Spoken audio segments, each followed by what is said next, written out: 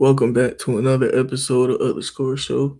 In today's episode, we're going to be talking about the 2024 NBA Finals preview. We're going to be diving into those series, but before we do that, we're going to be talking about the conference finals with the Boston Celtics, the Indiana Pacers, and on the other side, we're going to be talking about the Dallas Mavericks and the Minnesota Timberwolves. And before we get into that, we got some trades we want to talk about with Jimmy Butler and the Miami Heat. Seems like that's the biggest player in free agency right now because I think Paul George is going to stay on the Clippers. I think Donovan Mitchell's going to stay on the Cavaliers. And I think Jimmy Butler wants to get paid. Those two guys are gonna get paid from the Clippers. The Clippers, they gave up Shea and they gave up all those picks for Paul George. They have to keep him. Like they can't let him go. And he's from LA, so he wanted to be there. Donovan Mitchell, they just got Donovan Mitchell. It's not like they're gonna trade him. Like Darius Garland's gonna be the one to get moved, so they're gonna stay on Garland. They're gonna stay on Mitchell. Jimmy Butler though, he wants to get paid, and rightfully so. He deserves that contract, and until he gets paid, this is what's gonna be. This is how it is when a player got 1 year left on their deal, and especially he's older. He's what 35, 36. He should want it right now. Like I think he's gonna prioritize it. And a team like Philadelphia, a team like Golden State, a team like Oklahoma. Some teams got a lot of assets that they could send Miami way, and they could give him what he want. What's the team that you think Jimmy Butler could go to, Larry? I think Cleveland's a good spot for him, especially if Cavs are willing to give away Jerry Allen and Darius Garland. I think him and Spider could be a good fit. They wanted to play together in the first place. And I think the Cavs do have the assets to get Jimmy Butler with Jerry Allen, their draft capital, Isaac Okoro, and Darius Garland. So I don't, hopefully it's not a bad spot, I don't think. I don't think that's a bad spot for Jimmy, but Miami, I don't. There has to be a third team involved if he lands on Cleveland. What other star player do you want? Getting I don't think. I don't know. I don't know. We might just get a pick assets and just flip those picks for a star. Like just add a third team. I like if we are not getting a star back, we shouldn't be paying anyone else besides Jimmy Butler. Like Jimmy Butler should get paid, or we get a star somehow. Like we cannot be going into next season with Bam as our only star player. Okay, that's fair. You try asking the Nets, but I don't know if they give up Mikhail for the assets that may I end. said I said a star player, not Mikael Bridges. I don't see it happening.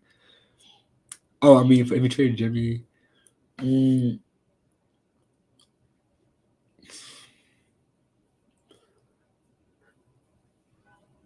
yeah, I don't know if you can get a star player. That's the thing. You got some really good young talent that can turn stars, but as far as a star player, I don't see it at all.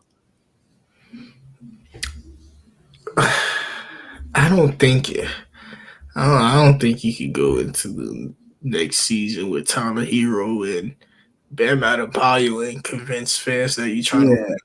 my best star for y'all is Darius Garland. I really don't see another I option. don't, I don't, I don't know about Darius Garland either, man. Like Miami got to be buyers instead of sellers right now. They core is too talented with they duo. Like they are one of the few teams that they are a piece away, and we've been saying this for a while with this core for sure. But the pieces they got was Kyle Lowry. They missed on that. It's unfortunate, but you got to keep shooting. Yeah, yeah, I can't find a team for y'all.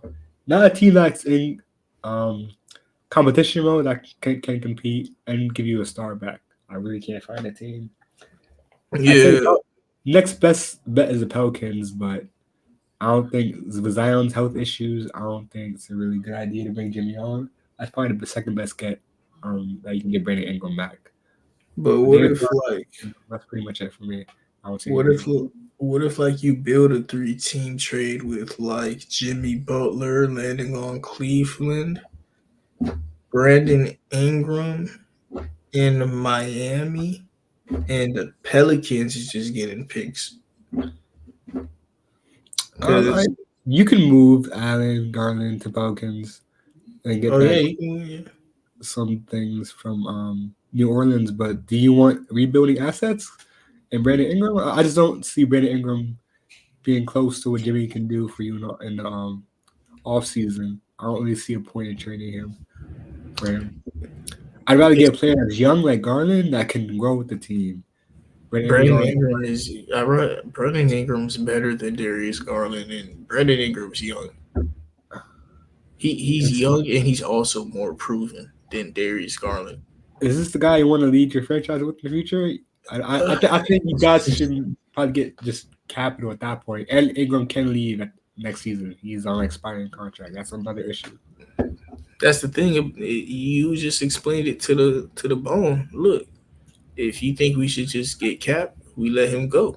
But if it don't work out, like you said, let him go. But at least see if it work out. Brandon Ingram is a star player, and I think he plays very much like similar to Jimmy.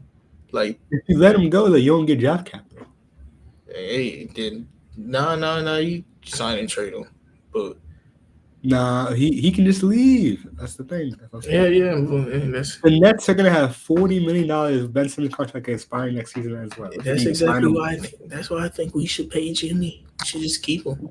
Like what's the best option in every world we talk about is to pay Jimmy.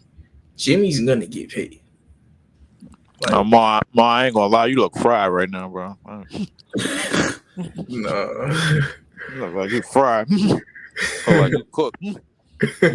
Leaf, I saw you on Showtown's YouTube the other day. Oh, appreciate it, bro. I just had to let people know who the Boston Celtics and Jason Tatum really are. They got two Scottie Pippens. As far as y'all Dallas and Celtics pick, man, I really, to be honest with you, I never really gave a damn if y'all was right or wrong. All I know is I don't need nobody in the Eastern Conference winning a championship. I think that's the most. I think that's probably the most important thing. I think the Eastern Conference basically broke down like a 93 Honda on the freeway. This probably is the only year that it absolutely sucked from beginning to end. The only thing that made me happy is the fact that the Indiana Pacers somehow went into Game 7 in Madison Square Garden and shot 67%. That was literally the highlight of that. I actually screened that whole 2 hours and 30 minutes, best 2 hours and 30 minutes I've seen all year out of the Eastern Conference. Other Eastern than that, Conference everything. looked damn good in the beginning of the year. I don't know what you're talking about. I'm talking about the playoffs, sir. Excuse me. But what I was saying for the Eastern Conference to start the playoffs with like at least three of the top 5 players in the conference, not even like literally either not playing or like completely just dismantled. Like we watched Joel Embiid play on one leg and half a face, and we watched Giannis not touch the court. We watched Jimmy not touch the court. We watched Jalen Brunson break down in Game 7. We watched Halliburton break down. We watched Jared Allen not take a shot just to get on the court, and we watched Donovan Mitchell got hurt. Yeah, we watched Dame get hurt, and we watched Donovan Mitchell basically quit on the Cavs in the last 2 games. So, I mean, yeah, it's absolutely disgusting. I think Dallas will be doing a lot of us a favor. I think I would speak for everybody that was saying that the Boston Celtics losing again would make us all happy, and I'm all for it. You know what I love, Leaf? You didn't mention Kristaps. Why not? Because he got top 5. No, but like he started naming like a lot of non-top 5 people. Like Kristaps is real good, bro. Like I mean, he's not a top 5 player in the East. Though. Like, I but think you started naming players that weren't. You named more than 5 players. You know. Like, I know I did, but I mean, I feel like there wasn't any setback for Kristaps not being there. The only thing that was a setback for Boston is their defense. Defensively, they are trash without Porzingis in the paint. I ain't gonna lie to you. Like, listen, if Indiana, listen, I'll put it to you this way: if Indiana and if Nembhard was having career games on you, and losing efforts and playing down the stretch to those games, bro, you got a big problem. Thing about it is how you supposed to see Luka and Kyrie, bro? Like, if you ain't got the paint presence in the paint to at least alter shots and guard the basket. You know what I'm saying? So because you know how they get down. Thing about it is they do. The problem is Kristaps is hurt and they don't have it for all 48 minutes. Whenever Al Horford is on the bench, you know, they get attacked. Like, ain't nothing you can do about that. I feel like you can play Kristaps as long as Luka's in the game, though. Or similar minutes. You can give Kristaps 30. Well, if he was healthy, at least. You can give Kristaps 30. We got to check out what Kristaps' health is looking like. Cause I think he was supposed to come back this series. I think they just rested him because they knew they were going to take care of the Pacers. I think you're right. I feel like they said I'm not going to lie to you, Elijah. If you give him more than 30 minutes in the finals game, bro, I don't think he's playing the rest of that series. I think he does. I think he should get 30+ minutes. I don't see why. I think he's going to get hurt the minute that he goes over 30 minutes. He get at 30 and 30 .01. He's getting hurt. Nah, you aim like you game 1. You aim for like 25 minutes, but if he's dunking at minute 23 and he's running around looking good, you just let him keep playing, bro. Well, he's only averaged 26 this playoffs, so if he's been effective in 26, then I'm okay with that. Yeah, exactly, bro. Yeah. He's been effective in 26 against who? The Cavs? The Heat, when he was playing against the Heat? His matchup is still like there though. I mean, but just because the Heat aren't good as a team, his matchup is still there. I mean, yeah, if you want to use the matchup, that's fine. But we all know, come on, bro. Like, come on. Like, I get what you're saying, but the way that they were such an oil machine in terms of talent across the board, you got 2 all-league defenders in your front and in your backcourt. And you got JB and you got JT. Like, everybody's basically getting one-on-ones. JB is looking like the second best player. He's looking like the best player on the floor on some nights. Derek White is looking like the best player on the floor on some nights. And you just like, all right, let's do this shit as a team and let's just ride it out that way. And I think Boston is kind of figuring it out that way, but fuck them, I need them to lose. I don't care who wins. Honestly, both people winning would start great basketball discourse. Either Luka's gonna win, and they're still gonna somehow try to push this new face of the league, even though he's only 25. No, he might be 26. Even though he's only like 25. He'll be going on 26. Yeah. Exactly. 25. Luka is 25. If he gets his first ring at 25, he'd be one of the youngest superstars to get a ring as the Finals MVP. By the way, how old was Steph when he got his ring? I think older than that. Steph was like 26 or 27 because he came to the league at 22, I believe. Okay. Yeah, I think 26, like 2015 or 20. I gotta go look back at that. Yeah, I'll check real quick. I got you. He was 26. Yeah, he was 26. How old was LeBron when 27? 29. No, yeah, 27. 27. Okay. Yeah, he was in the league for 9 years. I think Jordan was also around 27. Yeah, Luka would be one of the younger guys to get his ring. He'd be up there, bro. He would. And they're still gonna try to push this ant face of. I mean, it'll be like Magic, Tim. I think they only push an ant because they don't want anybody as a Finals MVP. They don't want anybody, and they don't want to acknowledge anybody that international player, especially a European player that could be the face of the league. But like, it's more so xenophobia. I do it a lot.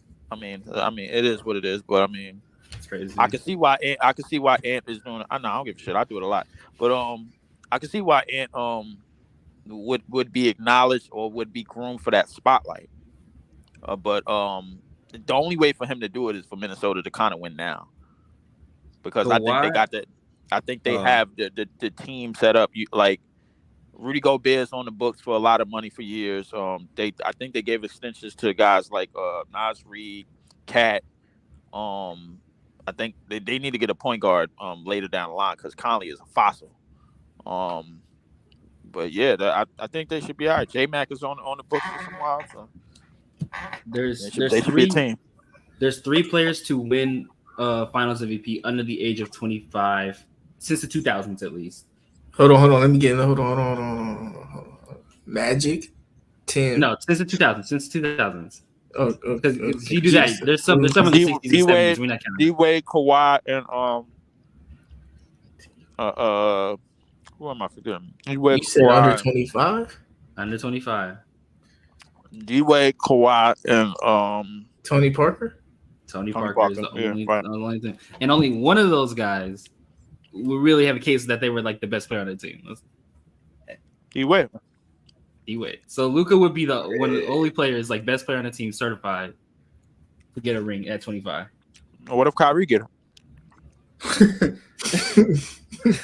If Kyrie gets it, Kyrie gets it. If Kyrie gets it playing against Drew Holiday and Derek White defense, hey bro, I was very wrong about Kyrie Irving. I'll say that. I mean, last time Kyrie went against this Boston defense, that boy was cooked. So we'll see. I mean, yeah, that's definitely accurate to say. But another thing that's accurate to say is that we saw what Nembhard looked like against that defense in the last 2 games. So they're not game planning Nembhard though.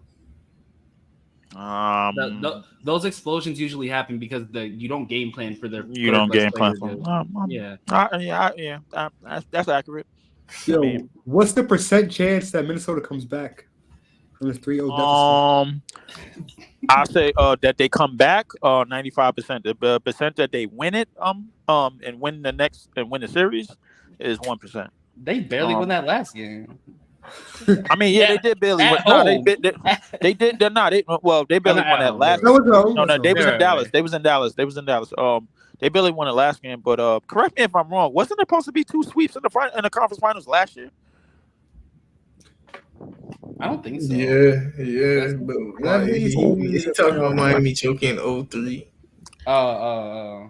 Yeah, okay. And then the Lakers. Do y'all really believe the Mavericks are that bad of an executing team though? No, I just think that Minnesota has figured something out defensively. Standing from the last game, even though they didn't have and to add on the point that Lively wasn't there. Lively is a pretty good, decent playmaker. He knows how to make simple reads. He knows how to find an open man, and that's kind of what they was missing when Gaffer got out of the game. That shit was a steak and crab dinner. I ain't gonna lie to you. So I mean, Lively has to play tonight. Luka has to play tonight. I don't think they can afford for this series to be extended because Luka is still playing on a bad knee, and Lively kind of was a little bit concussion protocol. But I mean, he's back. It was reported like I think an hour ago. He's playing. Oh, okay, all right. I mean, then I would have Dallas to win the game, but I don't trust the NBA, man. I don't think the NBA is gonna let us go a week without basketball. So I got Minnesota to win this. So I'm going with the pick. I feel like Minnesota might get one more, and then Luka's gonna Luka. This is the only game I'm really iffy about. But if it goes past this, it's Luka's gonna take it in 6. I think Lively coming back is a big help. It's gonna change their chances from last game. I think Lively being missing was a huge factor. So I think we're gonna win this game with Lively back. I'm so excited, bro. We're gonna get new champions this year. I'm so fucking excited. But we got new champions the whole decade. What you talking about? Not Curry. Oh, I mean, I guess yeah. We got Curry, and then we got that weak ass finals where we were like, "Oh, Nuggets are obviously winning." We got a good finals this year where I'm like, either of these teams what did you think? What did you think about the 2021 finals? That was a good one. Didn't Chris Paul get hurt? No. I could have sworn someone was hurt in that 2021 finals. No, he probably was hurt. I ain't gonna lie. He probably was hurt. No, he wasn't hurt. He played. Sure? No, he played all 6 games. Yeah, he played all 6 games. Yeah. Nah, he just went from sugar to shit because the defense got better. Yeah, he played 6 games. He got old. He got old in 6 games, nigga. We seen what the real Chris Paul looked like. No, it's funny because all I had to do to know if Chris Paul played all 6 games was search up Chris Paul NBA Finals career stats. You know, he only played once. And it was all 6 games. Wait, hold on. He wasn't bad though, bro. He shot 55% for the field, 20 points. No, for 20 points, bro. Come on, bro. That's not moving. They were up 2-0. They were supposed to at least win one. They was up 2-0, and everybody was about to crown Chris Paul, and then it happened. Then it happened. Shazam. And be up 2-0 and then lose 4 straight. That's called a okie doke sweep. Yeah, they did get swept, bro. That's crazy. Mm-hmm. If anyone was hurt, it was Giannis though. Did Giannis play? Giannis was hurt in the Atlanta series. And then they Drew Holiday, Middleton, and Brook Lopez just turned up them last 2 games, and then got Trae Young and them niggas up out of it. Trae Young was hurt too, but he wasn't really supposed to play. Yeah. The Hawks weren't supposed to be there, but. I mean, shit, I feel like that 2021 series was over this year's Indiana Pacers. Yeah. Oh, no, they want to be there. The 2021 series was different in the way that I never felt like the Bucks were gonna lose.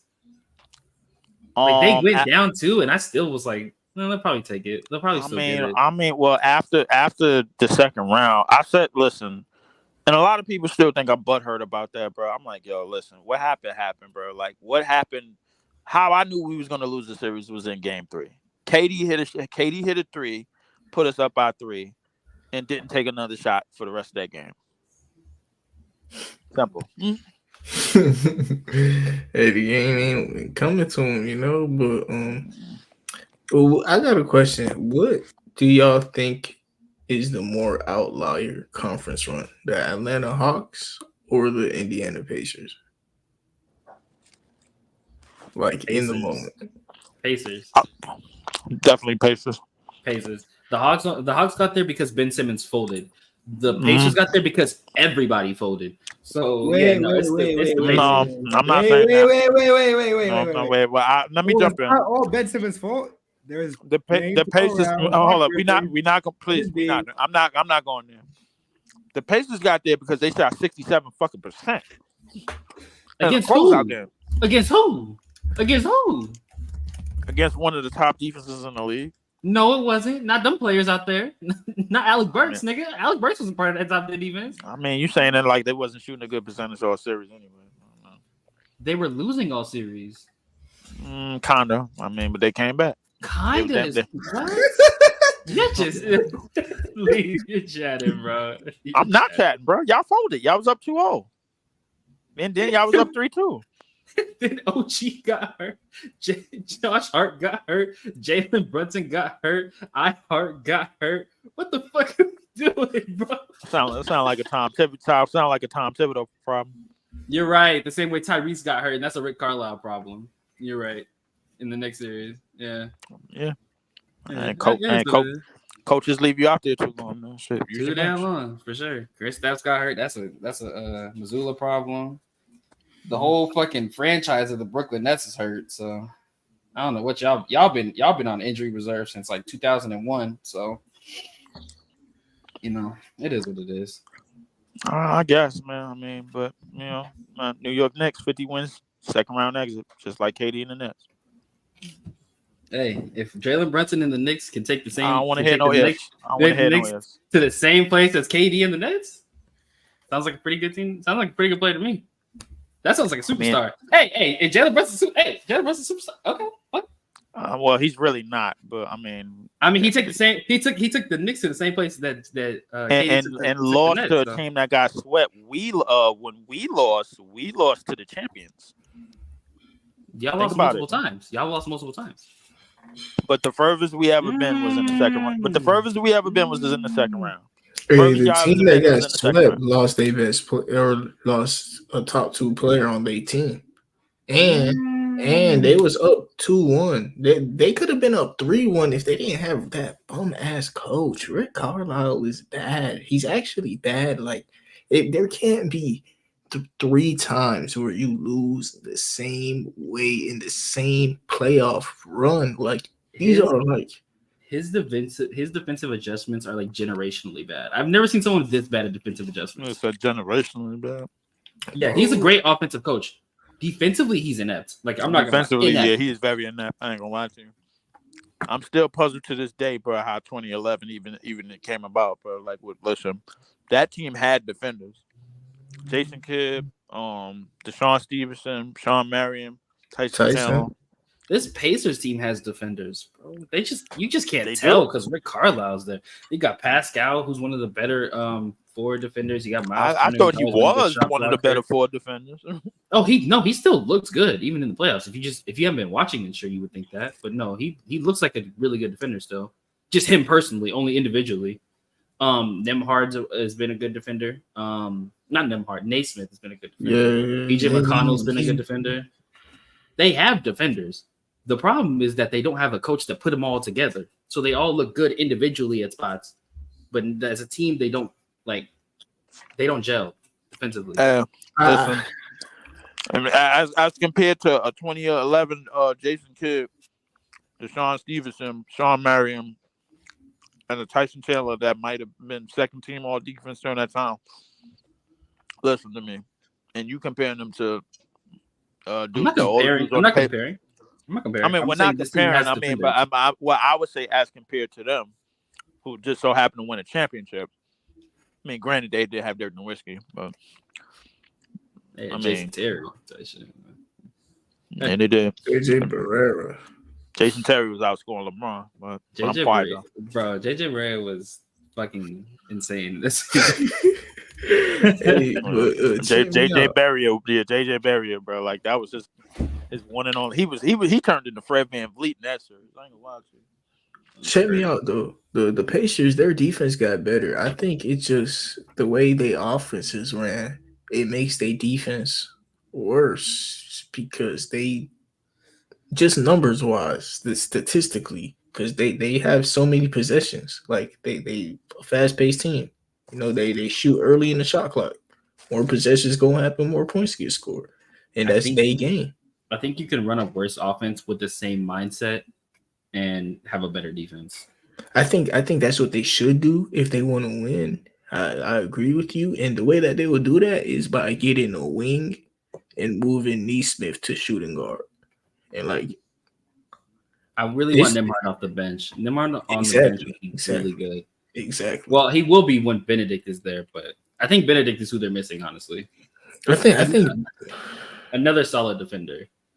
Benedict is good, but I think they are not a team that should be chilling. Like on a serious note, let's talk about the Eastern Conference next year, right? They just made the conference finals. They want to at least I ain't saying they're going to do this again, but they want to be in the playoffs again. You got Miami. You got Cleveland.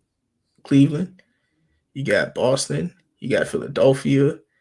The Magic coming back. We're going to add Indiana. We got who else? Who am I missing? Did I say Milwaukee? I don't think Wait. Say that again. Like it's a lot of teams that's going to be competing in the Eastern Conference next year. No, the Pacers. The Pacers can't just be chilling. The Pacers, they might have to upgrade Benedict Mathurin. Like if they could get maybe a Jimmy Butler. They trying to upgrade him, bro. Jimmy Butler's too damn old to be running through that pace. He's gonna collapse, bro. Yeah, he gonna collapse. He gonna fall apart instantly, bro. Like he likes a slow, methodical pace. He's not. I don't need him.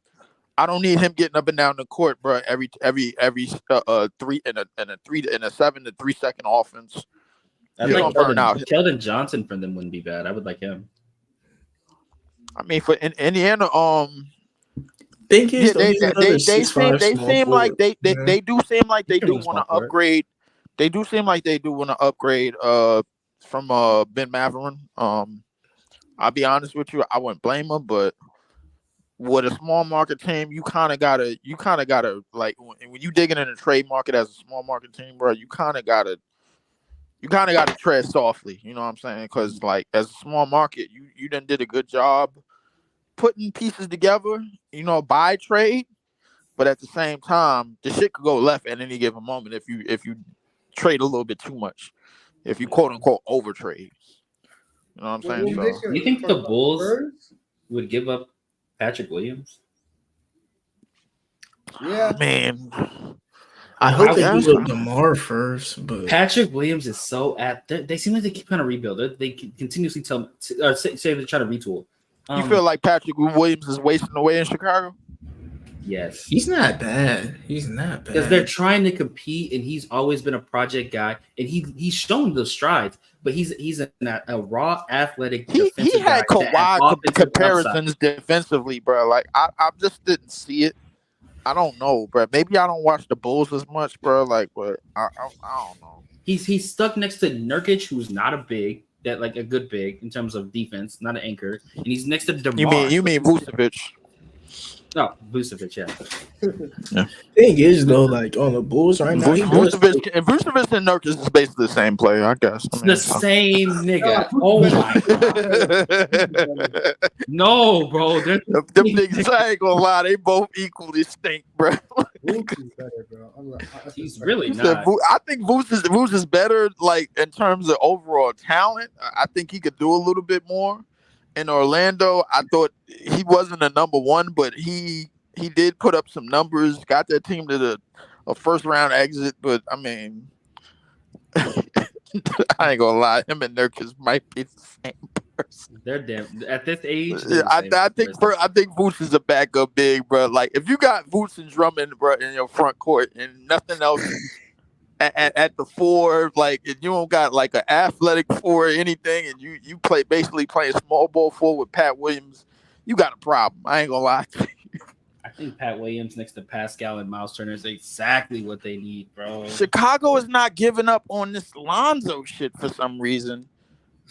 They want to, but he took his player option, and so now he's making like what $20 million a year. And he just had to get a replacement meniscus. Wait. He picked up a player option knowing that he was going to have oh man, damn!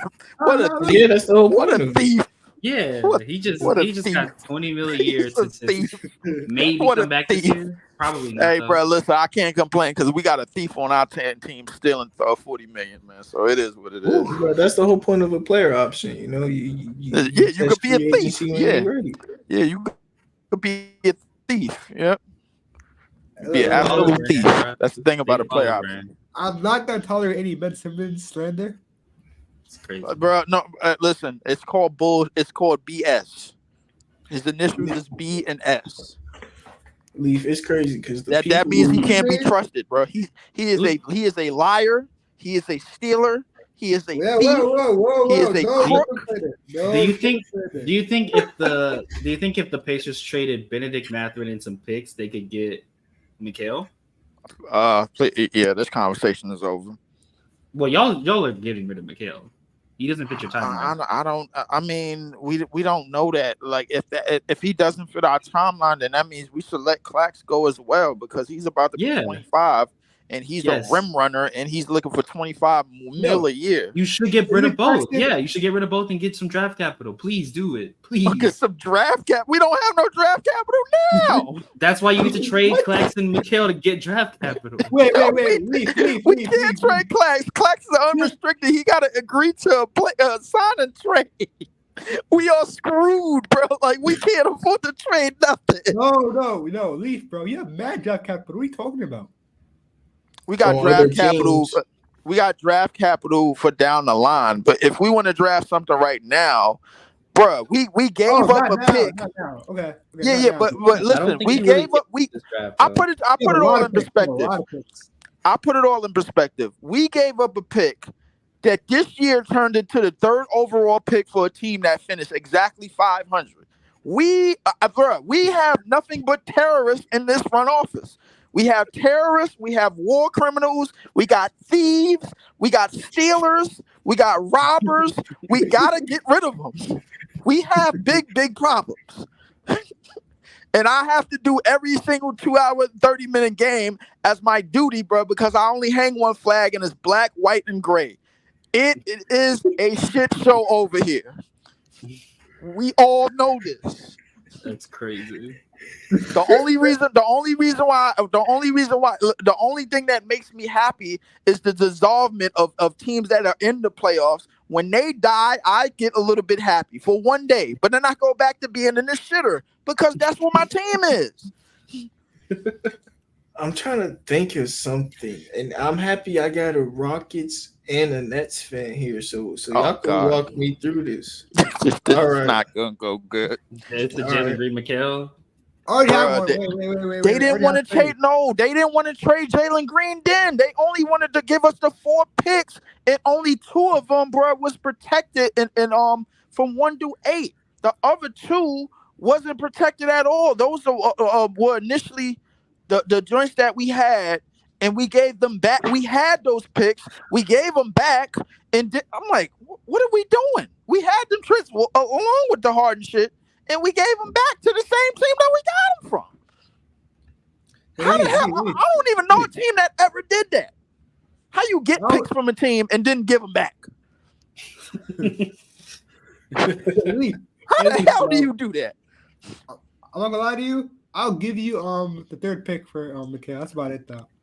I'm not giving too much. Of course you will. If you get the 3rd pick for McHale in this draft, that's Nikola Jokic. It's McHale. What is McHale giving you? What is McHale giving you that you're like, oh, we need this guy on my team right now? First and foremost, McHale is not a bad player. Like, he was only here for a year and a half, and nobody was saying this when he was coming off a 26 a game on that second half of the season, and then we managed to walk in the playoffs because everybody said it was because of KD and Kyrie, and nobody was saying that then. The thing is that we didn't have, like, we kept switching coaches. That was the problem. We had a bald-head idiot, Jockstrap Vaughn, and then we go to somebody else that didn't know it, that finally gave the young players some confidence and everything. I understand what everybody means, and now we got a whole new coach that has been an assistant and a development coach over in Sacramento. The thing is, I would like to see what McHale. We got to raise the value of more. We have to raise the value of more players coming over here. Development coach that plays young guys, and you'd rather have the 27-year-old instead of the 3rd pick rookie? No. Here's the thing.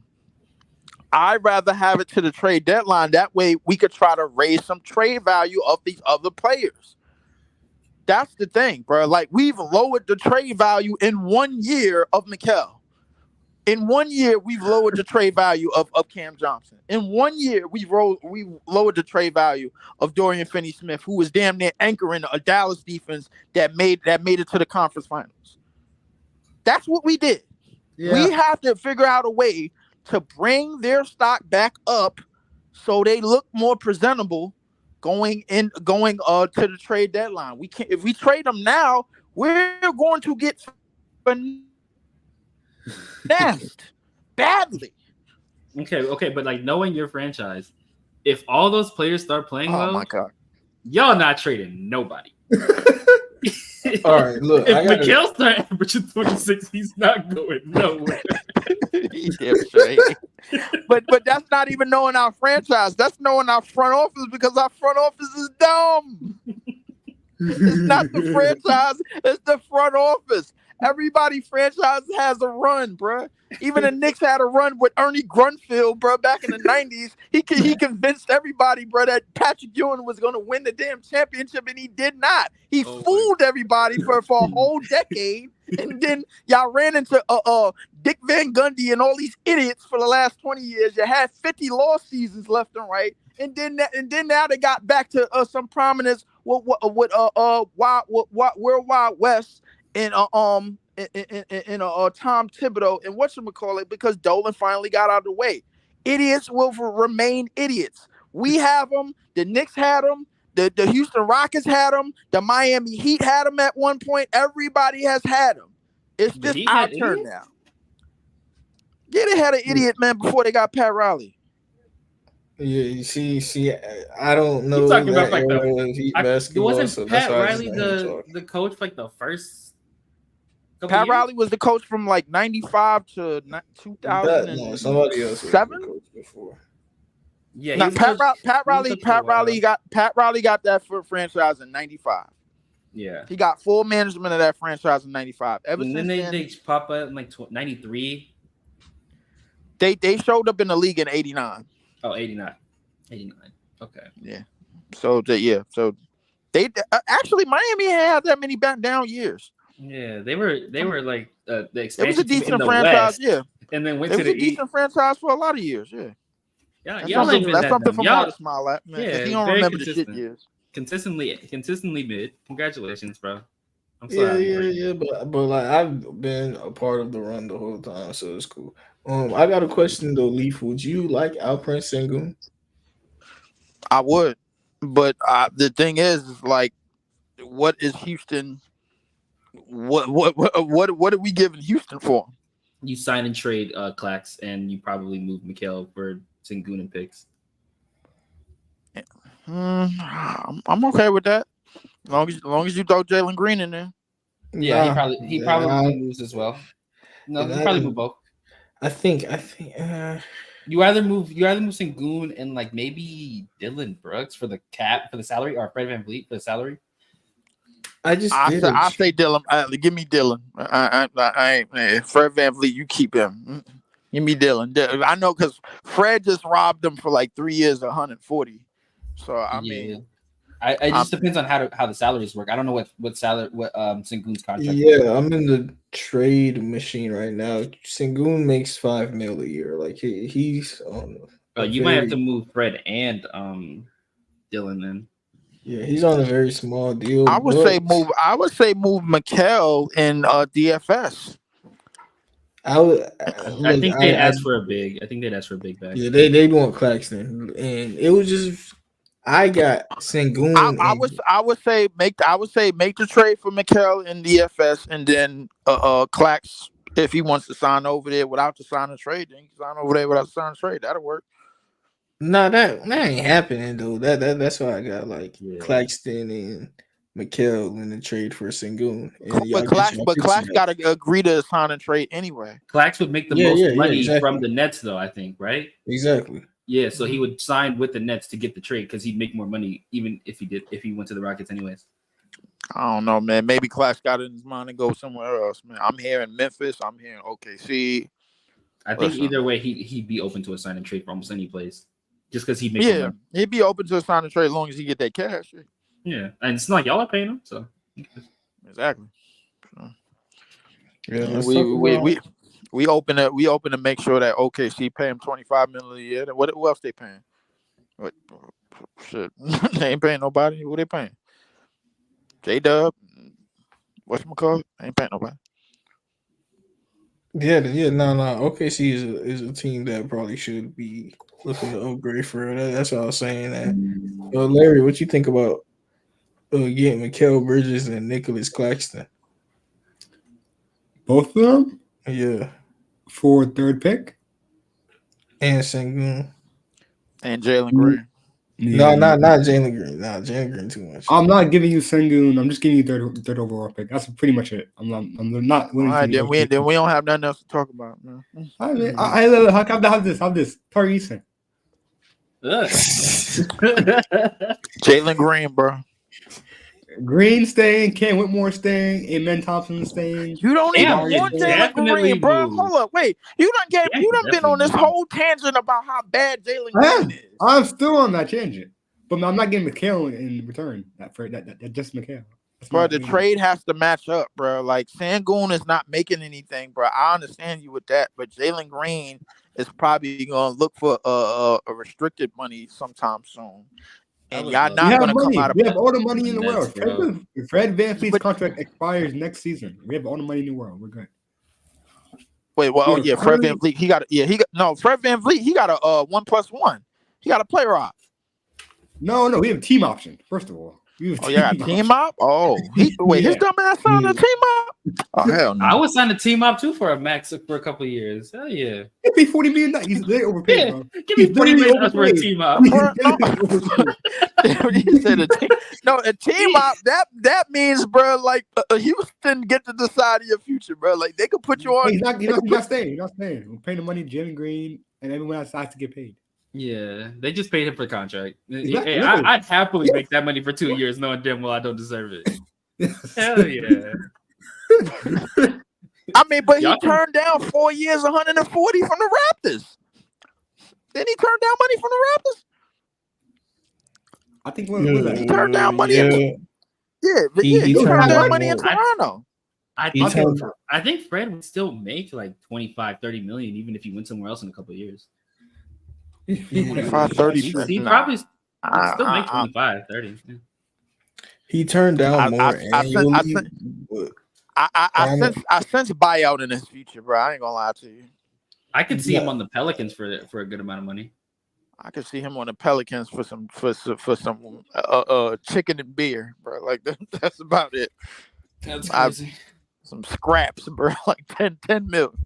That's what I see. I'm pretty sure that Van Vliet signed a 2+1.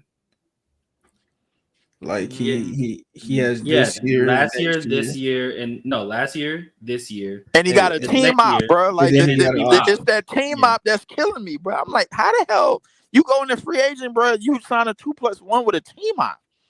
Yeah, but the thing is that option. What if they have to pick it up? Because at that point of time, they're ready to move for a star, like, and they need his contract in the offseason. Yeah, they might do that. They might do it. They might do it, but I mean, but what's the whole point of getting Mikal to add on with Sengun? What you mean? Because they still got so much picks that Van Vliet's 40 million. They trying to give the picks to us. Yeah, but they're still gonna have even more. They have so much. They have their own picks, and they have all of your picks. Remember that they have all of your picks. Listen, they have all of What? Hold up. See, now you're wrong. Technically, they wasn't ours. They were theirs. We got it from them, and then we traded them back.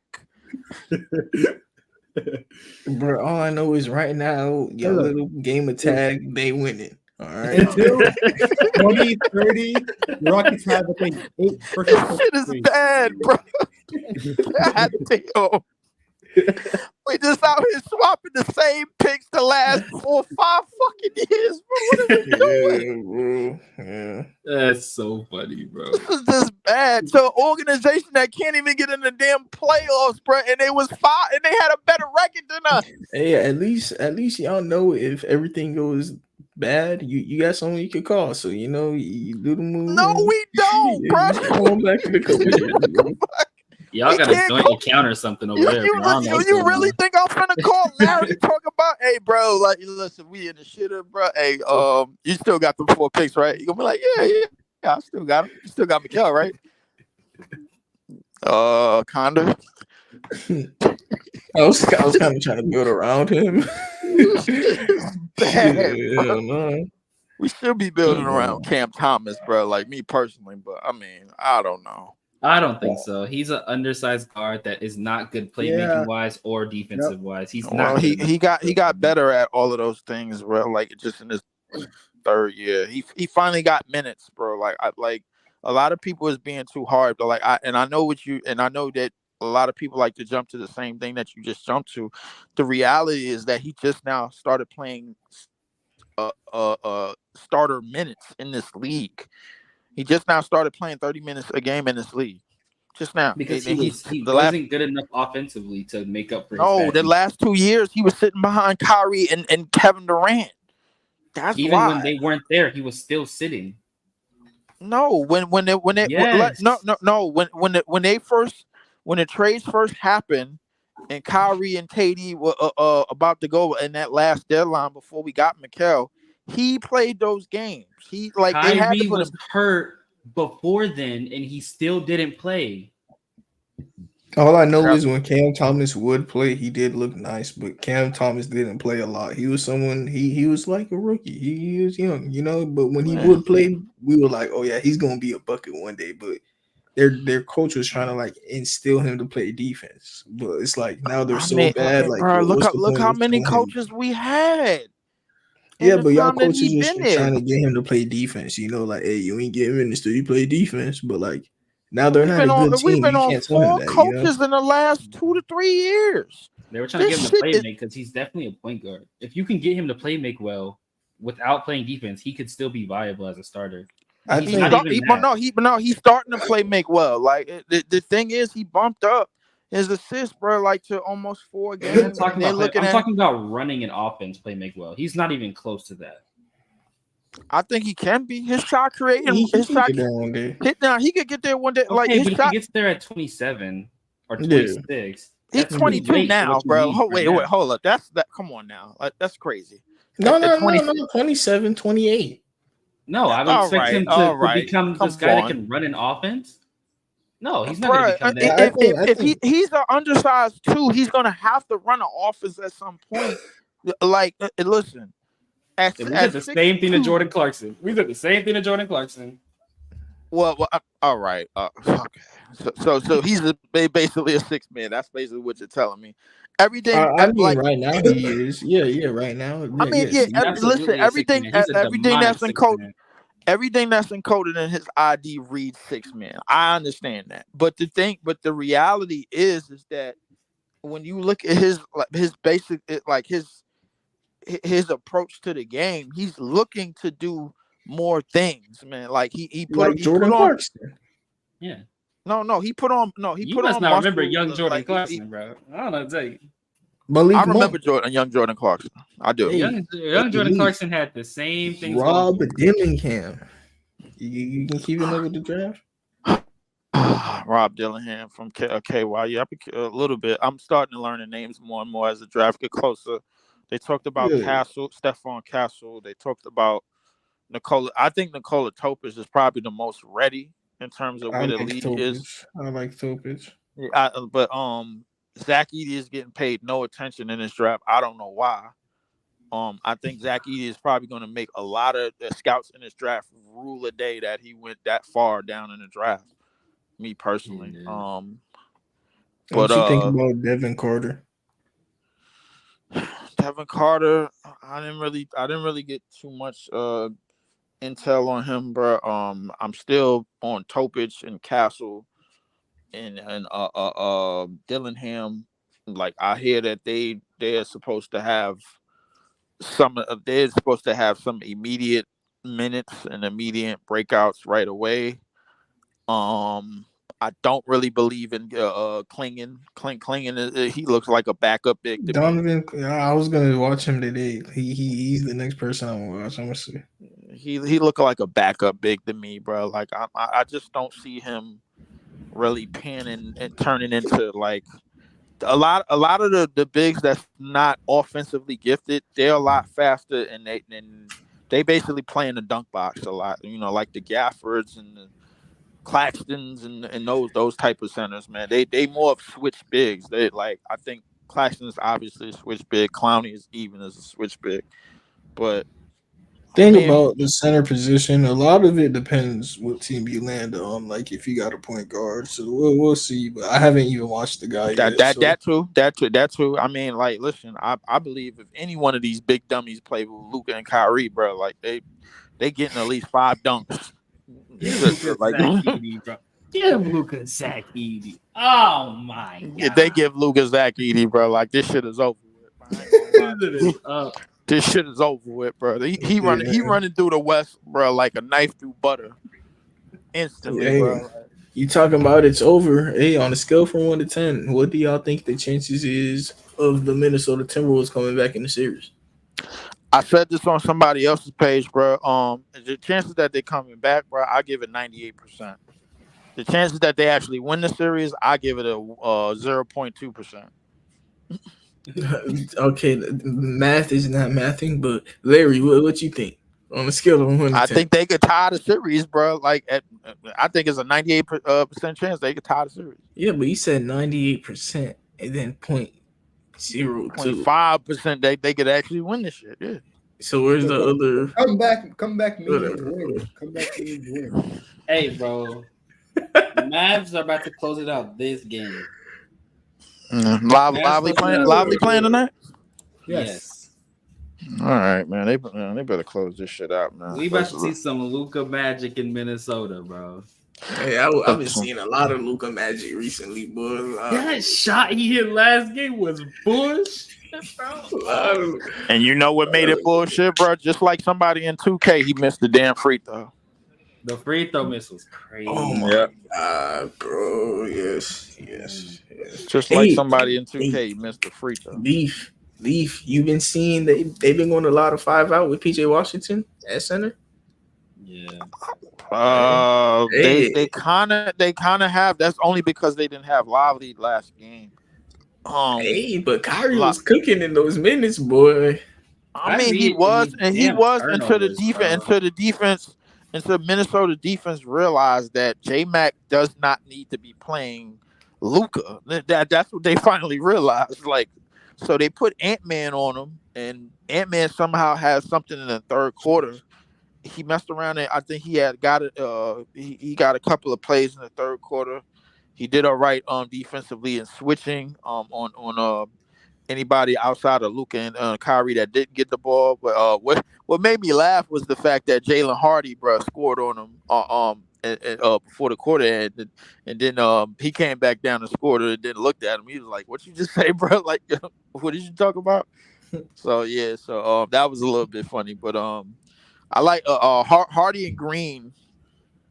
I think giving Dallas plenty of good minutes. I never want to see Maxi Kleber. I would never want to see Maxi Kleber on a basketball court ever again. No, stop, because Maxi Kleber in the first series he was playing well, and then that was his first game back. Look, I do agree it was kind of ugly, but in a finals run, they're gonna want to put him at their small ball center, because their small ball lineup that they actually go to is with Kleber and PJ Washington as they bigs. You know, it's kind of a bigger small ball lineup, and the Celtics, they're going to be playing a lot of 5-out, so you're going to want to match the Celtics. I understand that, but why? But here's the thing: Lively and Gafford, bro, they're not terrible away from the basket on defense. I know, no, you're right about that, but it's for exact moments like these where Derek Lively gets hurt and you don't have, you feel me?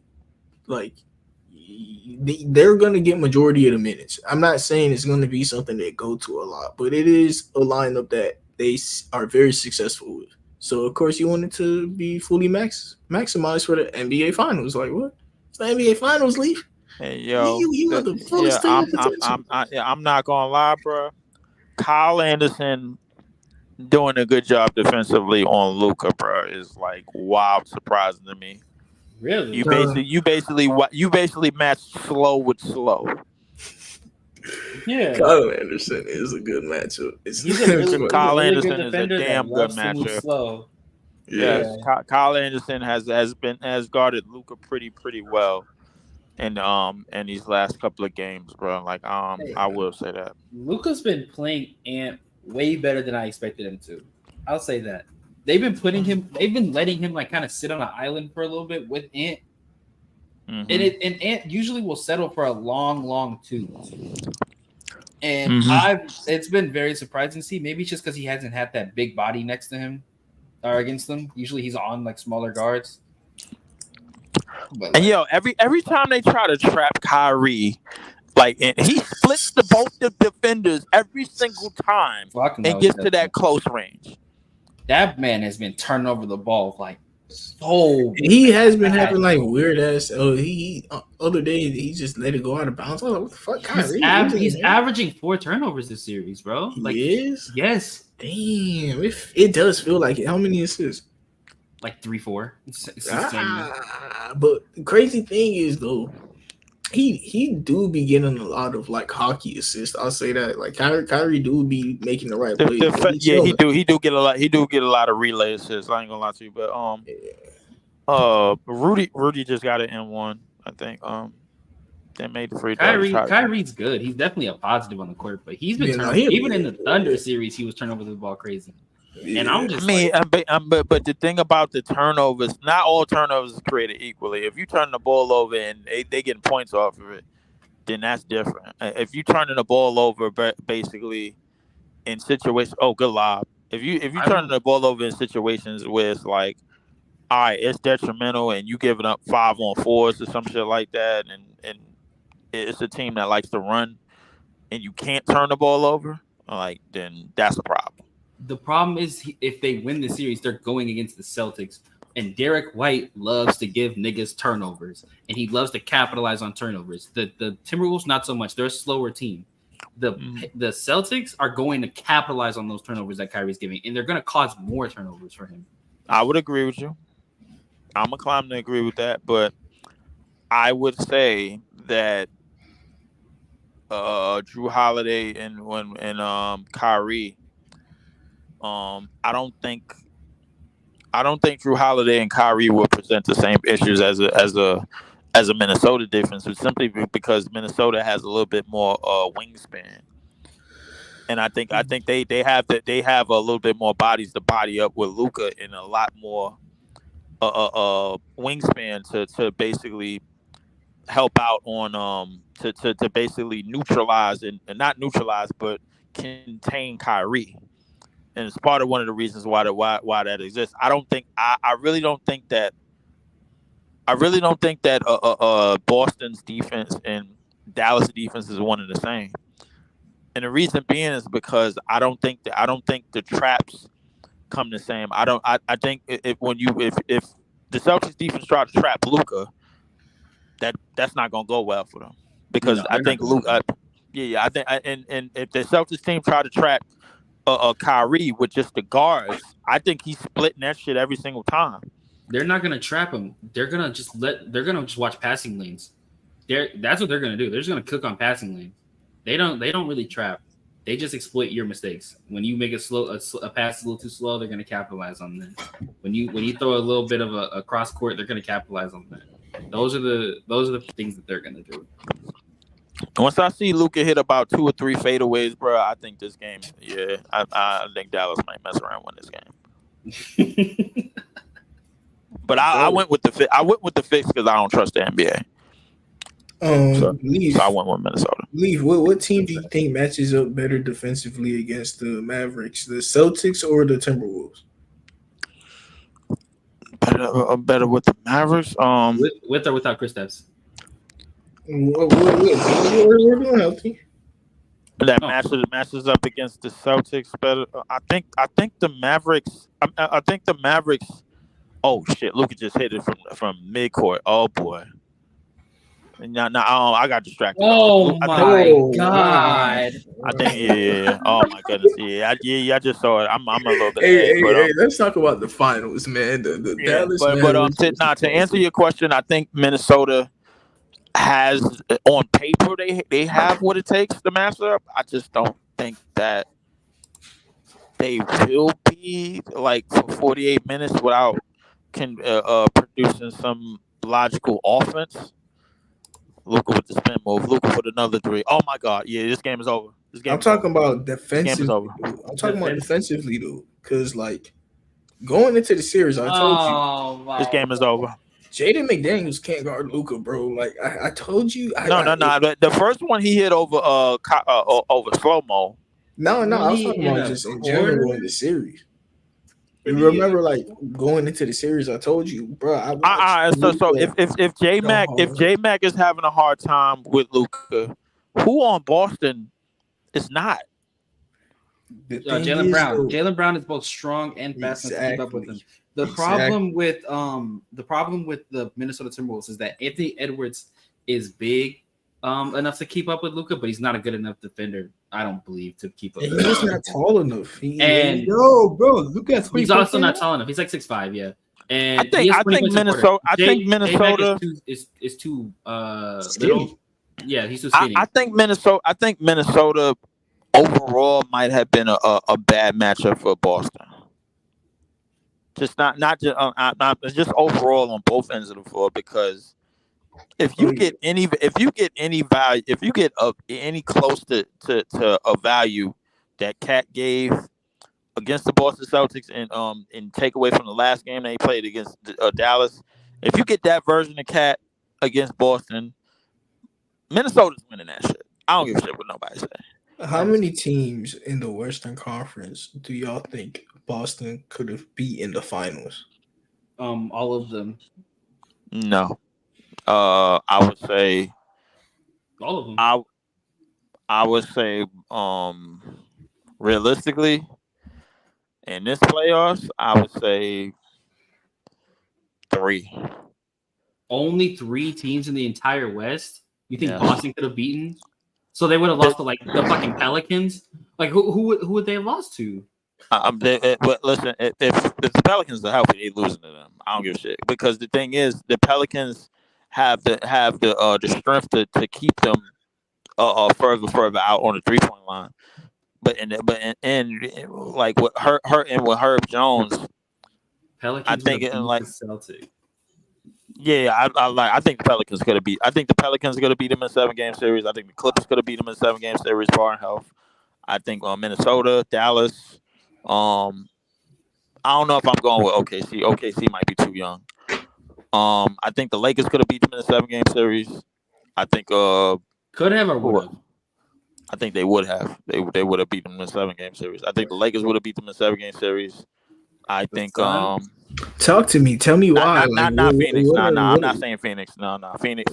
They could beat Phoenix. They could beat OKC, and they can beat the Nuggets. The way Jamal Murray was playing this year. No, they can't beat the Nuggets at all. All right, but talk to me. What's up with Boston? Like, why don't you see Boston? The problem is that Boston. What they have a late. They have a late. They not what's the word that I'm looking for? I know exactly what you're talking about. They have a no. The thing is that they do too much. All right, here's your turn. Yeah, you go ahead. You just score. Yeah. Go ahead. You take this play. That they do too much of that. If that makes sense, I'm like, it's stuff that they do that's not really conducive to that's not too conducive to beating the better teams. Same shit. Leave back up for your mic a little bit. The Pelicans do the same shit. There's stretches where CJ McCollum is just shooting step back threes for no good and goddamn reason. No. I understand that. I understand that. But when Ingram clearly not having a good game and they're not giving the ball to Zion, who's dropping 30. But no, when Zion is going, and that's what makes a lot of those shots, those step back shots that you talked about. It makes a lot of those shots look better. Look if you go look at the games that they won with Zion is basically obliterating other teams' front line because all he's doing is going left, and they know it and they can't stop him. So realistically, I really don't believe that the Celtics have enough. They don't have enough toughness to me, bro. Like it's something about that team that just was like. Yo, why are y'all here? Like, do you think Zion would even hold up in a 7-game series? Probably not. I don't know, but barring health, bro. Like, the injuries turned off, bro. Yeah, Zion is running through them. Like, I'm taking the OKC Thunder. I'm take OKC. I don't know if I'm taking OKC because I think matchup wise, OKC. OKC 5 out. Hold on. I'm gonna catch you. I gotta go work tomorrow. Hold on, Larry. Before you go, who do you have winning the NBA Finals? Celtics in 6. Okay. I'm rooting for the Mavs though. I hope the Mavs win, but Celtics probably got it. Who you got, Elijah? Celtics in 6. Leaf. I'm rooting for the Mavs though, bro. I'm praying Luka wins, bro. Me too, bro. I'm rooting for Mavs. I got either whoever comes out of this Dallas or Minnesota series, I got them in 5. So that Dallas in 5? Huh. Okay. I got Dallas or Minnesota in 5. Hey, we're seeing this Luka magic happening in Minnesota. You can just say Dallas in 5. Well, I got y'all though. I mean, no. I want to listen. Hey, I'm okay with saying. Oh my goodness. I'm okay with saying Dallas in 5, but the thing about Dallas is like, I really have to see what that front court looks like. They look different defensively than they looked against Nembhard, who they didn't prepare for. What you told me, but I mean, I don't really think it's no real way to prepare for Luka and Kyrie. To me, you game plan for those guys. You find ways to minimize their impact, even if you can't stop them outright. For Nembhard, you don't care. Like if Nembhard, those are the kind of guys where you're like, if they beat me tonight, so what? You know what I mean? That's the guy that you let shoot You let get those buckets because he's not the star. He's not the guy that you're worried about making that big impact. And if it happens, you're right. You damn sure ain't worried. Oh, good defense, Luka. It's Ben Gordon all over again, bro. When he was dropping 40. Good defense. Look, I ain't gonna lie, yo. Why is it this Dallas game looks a lot like the Suns game that they played a couple of years ago in 2022 in Game 7. Yeah. In game bro, I don't know why they destroyed them niggas that game, bro. They destroyed them. This game looks a lot like that game. Hey, playing both sides too, but when are we gonna admit Luka got that Mamba mentality, bro? That's all I'm gonna say. I think Luka is he has that Mamba mentality alongside of him in the locker room, and it's rubbing off on him. Pause. But I mean, who? Talk about Kyrie. He was doing this before Kyrie showed up. What? You literally talk about the Sun series when he was down talking shit, saying they only talk when they up, and then cook the Sun. That's a Kobe. I mean, moment. I think. Wait. I got to be a little bit more accurate what happened in that series because Brunson was going crazy too. To me, Kobe has moments where other teammates of his went well. In the 2010 finals, Ron Artest was going crazy. No one cares. It's a Kobe moment. No one cares. Yeah, I know what you're saying, but like, I personally think that game in particular that I talked about against Phoenix, I think that shit was a mopping, bro. Like, I ain't gonna lie to you, bro. Like, look, I seen Brunson literally just take Chris Paul out of that, just completely. He made him completely irrelevant. Luka made the rest of their defense look completely irrelevant as well. But just about everybody on that team was on that day, bro. That might have been Tim Hardaway's last best basketball. Luka was cooking the 2 games before then as well. Even if you wanted to say just Game 7, that's a Kobe moment, and I don't know. You can't put it any other way. That's Mamba mentality, the way that it's been described to me my entire life. That's Mamba mentality. All right, I mean, I guess. I mean, Luka dog. I didn't really go deep into detail with it, but I mean, I guess if you want to say that, that's fine. I got the Mavericks in 6 or 7. Got the Mavericks in 5. If the Mavericks win, it's gonna probably be in 7. I got the Mavericks in 5. The Celtics are so well rested, bro. These Mavericks keep having to go through these 6-7 game series over and over and over again.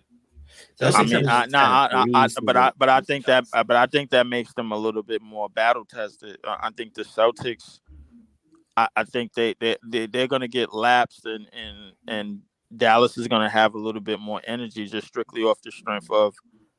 Oh, good. Gafford is guarding the basket very, very well, very, very well. I think Dallas will have the know-it-all, bro, to basically figure this team out. I'm not gonna lie, this looks almost exactly like that Phoenix game. This looks almost exactly like this. This looks almost exactly like that Phoenix game. It looks almost exactly like it. I might have made a mistake picking Minnesota, but I had to go with the fix. Yeah, I think Luka got 20 in the first right now. Hey, I called it for the game. I said we're gonna see some Luka magic in Minnesota. So. I had to go with the fix, bro. Like I thought. Listen, I thought the NBA was gonna extend this shit to get some extra dollars. You can't extend it when that man shooting from half court, bro. Ain't nothing to do. I mean, listen, you right about that, but listen, anytime Dallas is up 3-0 and you see Scott Foster in game 4, like, come on. Yeah, y'all watching the face of the league get cooked by the real face of the league. That's all I'm gonna say. The real face of the league. Here's the thing: to grant somebody at the age of 22 the face of the league, to me was always a recipe for disaster. I think we kind of saw the same thing some time back with Jason Tatum when he had to go do those humbles. I think we saw the same thing years back with LeBron when he first reached the finals, only to get basically to get swept by 90s players. We saw the same thing with Jordan back in the 80s, man, when he went up against the Boston Celtics. He put up 40 something on them, but he didn't win a game. I mean, it was a lot of things. It was a lot of instances where we saw it, man. So I don't know. I feel like we've seen this episode of Friends so many times, but we just want the outcome. We just want the outcome to be different. That's all it is. Did it with Anthony Davis. I don't even want to talk about that. Did it with Zion.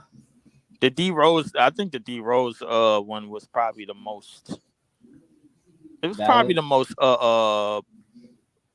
was probably the most poetic to me, because I think we put ourselves in a mind frame because he won MVP that year and they won 60 something games. And if I'm not mistaken, the first game of that series, they beat the shit out of Miami by 20, and then they lost the next 4 games. The year with D Rose won MVP, and I met them in the conference finals. That was 2011, I think. If I had to remember, that's 2011. They beat the shit out of Miami in the first game, and then they lost the next 4. And I just said to myself, I was like, yo, like I said, everything that's wrong with Chicago is going to turn out in this. Was that the year that we had the record for like games won in a row? No, that was the year before. I think that might have been 2 years. I think that might have been 2 years before. Couldn't have been 2009. They had the record for most games won in a row. No, it had to have been when LeBron got there. Yeah, 2011 is his first year. I think I remember that. I don't think it happened in 2011. It couldn't have happened. I think it happened in 13. I think it happened in the back-to-back year. I think it happened in the second year when they beat San Antonio in 7. I want to say it happened in the second year, but I could be wrong. I don't know. It might have been 12. It might have been 13. Yeah, it was 12-13. 12-13? Okay. I'll say that. Yeah. 12-13 sounds more accurate. Because it didn't happen in 11-12. It damn sure didn't happen in 2010 and 2011. So, yeah. 2012, 2013 definitely sounds like. His job is so fucking easy, bro. Is it really? Yeah. That was the year that the Miami Heat played the Pacers in the conference final. I don't know if I can say his job is easy. Kyrie? Oh my god, yeah, I ain't gonna lie. Yeah, Mar, you might be right. This might be a mop up. This might be a mop up. This might be a mop up. Yeah, I think Elijah called for a Luka cooking, bro. But I mean, I think we might be seeing a whole team. Like, well, when Luka's cooking, then the whole team cooking, because Luka's gonna get Luka cooking, the whole team cooking. But I think it's a lot of names that's gonna be involved in this ass whooping. They playing like they were supposed to win the last night's game. Hey, yo, Kyrie did not get that pass off. Oh my god! Yo, that was some 2K shit. If I'd never seen it before, oh my god, yeah. Oh my god. Yeah, I ain't gonna lie, Minnesota ain't coming back from this. He ain't never done some shit like that in his life, ever. Bro. Minnesota ain't come. Oh my god, yo. Minnesota's hitting their shots. Minnesota ain't coming back from this ass whooping. Oh no! Goodness. Anytime you got green knifing in your paint, bro. You got green knifing in your paint. Come on, bro. This is bad. This is Conley wide open. Good rebound. Nope. Boy, oh boy. Yeah, I ain't gonna lie. This Mavericks defense I think it would be the best. I had to put it on y'all mind. The Mavs defense has been the best since the trade deadline. That's what Lakers fans try to have me fooled with last year when the Lakers had the best defense last year from the trade deadline and going into the playoffs, only to get swept by a Serbian. So in the conference finals.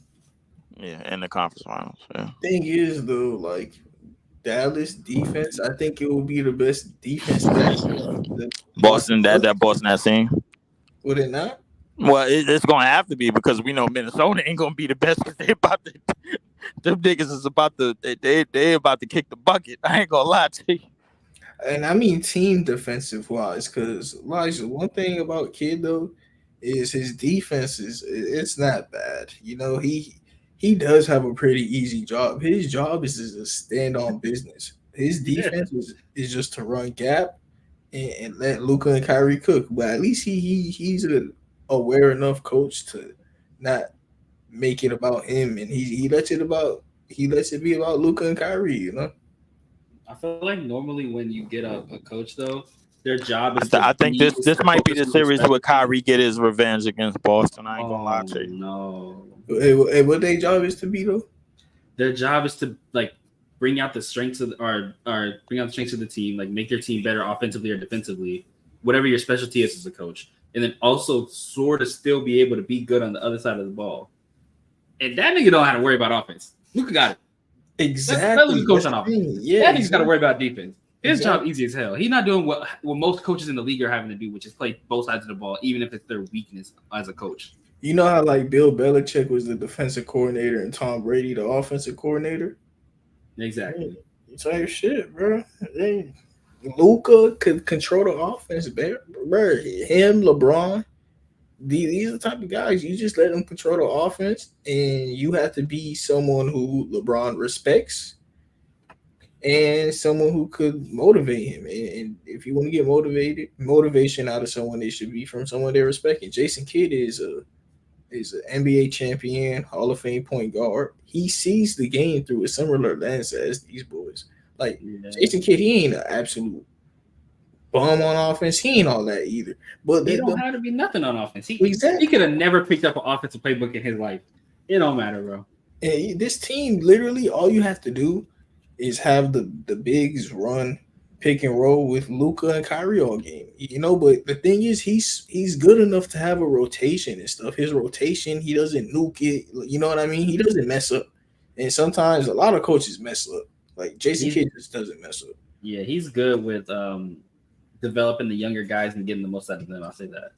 Yeah. Jason Kidd, bro, low key underrated a little bit, but he's not all that either. His job is pretty easy, but like he does it. Like Steve Nash had an easy job, and look what he did.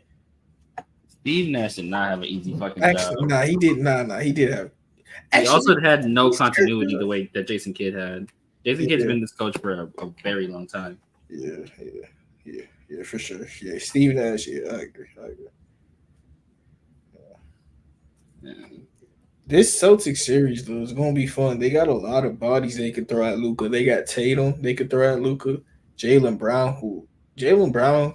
I compared it to like Julius Randle. How 1 year Julius Randle was like all NBA, and the next year he's a bum. Jaylen Brown, 1 year he's all NBA defense, and the next year I swear he can't play defense. But this year is one of those all NBA years. You know, this year he's been amazing on defense. And Drew Holiday, you could throw him at Luka. Derek White a little bit, but Derek White he'll primarily be on Kyrie. You know, bro, they got a lot of bodies they could throw at Luka. And oh my God, did you just see Ant drop him? Yeah. And for the three, and the lead is cut down to 20. 20. Yeah. But they got a lot of bodies they could throw. I'm just watching greatness right now, bro. Yeah. I think Derek Lively, bro, is probably the unsung hero of their offense. So much, like to the point where if they put him at the free throw line, they better be damn glad he can't really shoot like that, because if he could, his playmaking ability, bro, like would be a added bonus to this team, and plus he could dive to the dunk box. He played like Marcin Gortat. I don't know. I'm not saying that. I'm not going to that. Marcin Gortat did have a good mid range. I ain't gonna lie to you. Yeah, Marcin Gortat was a pretty good playmaker. Good move, Cat. Same places that Derek Lively is, you know. Right. Derek Lively, but he's a big plus. Man, look how much John Wall got. I know this game is over, bro. Once Luka start hitting some bullshit ass 40-footers. All I want to say is Larry was right. About what? We had a pod back in the beginning of the season, like preseason, He was like, Dallas Luka is gonna. Dallas gonna go to the finals, and it's because of Derek. Like they just got Derek Lively. Like he's gonna be that impactful that they were gonna be a finals team. Fuck! I was screaming. I was like, "There's no way he's a rookie. He's not gonna be that impactful. He's not." Bro, he's very impactful. I'll be honest with you. Like the crazy thing is they close games with him. I think Gafford. I think Gafford might be a better rim protector, but he's a spark plug. Gafford is an amazing like Bobby Portis. I mean, but I think Gafford is the better. He's the better rim protector, bro. Like I think Lively. Gafford is their Al Horford. He's their baseline. Like you're never gonna get worse than Gafford. Exactly. I think Gafford is their Robert Williams. No, but he's saying okay. I see what Larkin's doing. He's comparing it to Boston's situation on how they always have Al Horford who they can rely on, and if Al Horford is your worst center, you're only going to get better because Al Horford is pretty good.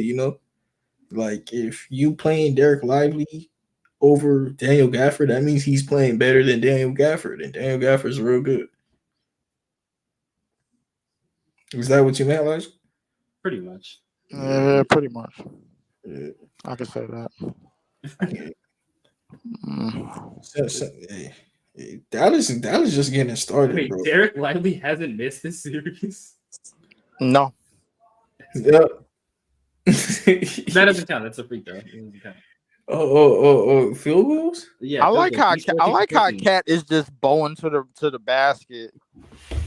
Like he been doing that, bro. Like when I felt like the Mavericks were gonna win the finals was when I was looking up some advanced stats. Yes, I follow the advanced stats page, and Daniel Gafford and Derek Lively were two of the top 5 players in effective field goal percentage, or some analytical stat about percentage. All right, I don't know which one, but they were both in the top 5, and they were actually both top 3. And then I seen another stat about difficulty of 3-pointers made, and Luka and Kyrie were both top 5. I was like, all right, you got 2 niggas who could knock down any 3-pointers, and then you got 2 centers who got basically DeAndre Jordan numbers finishing wise, bro. That's tough, bro. Luka this year was like top 5 in almost every offensive stat.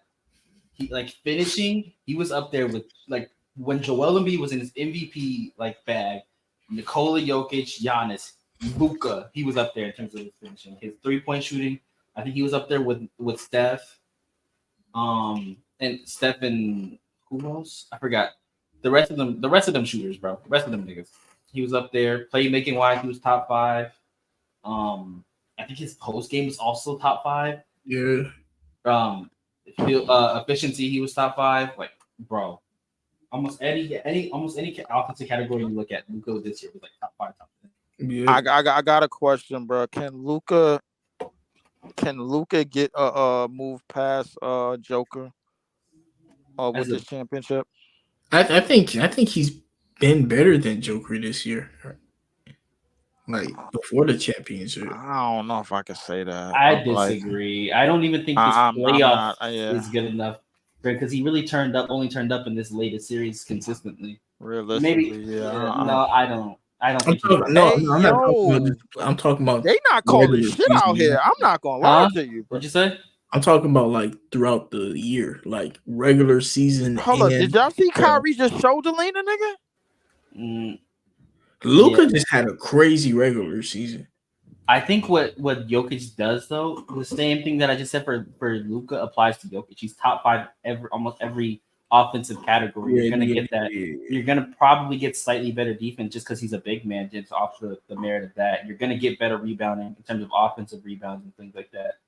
I think what Jokic provides offensively is very similar, even if he's not giving you that extra. I think it's like 8 points that Luka's gonna give you? 7 points. On offense, I agree with you. and playmaking is close. Thing about it is the 3-point shooting. What they Jokic shot 36 from 3. Okay. So wait, so I was right. Luka and Joker is basically one and the same. What do you mean? Yeah, no.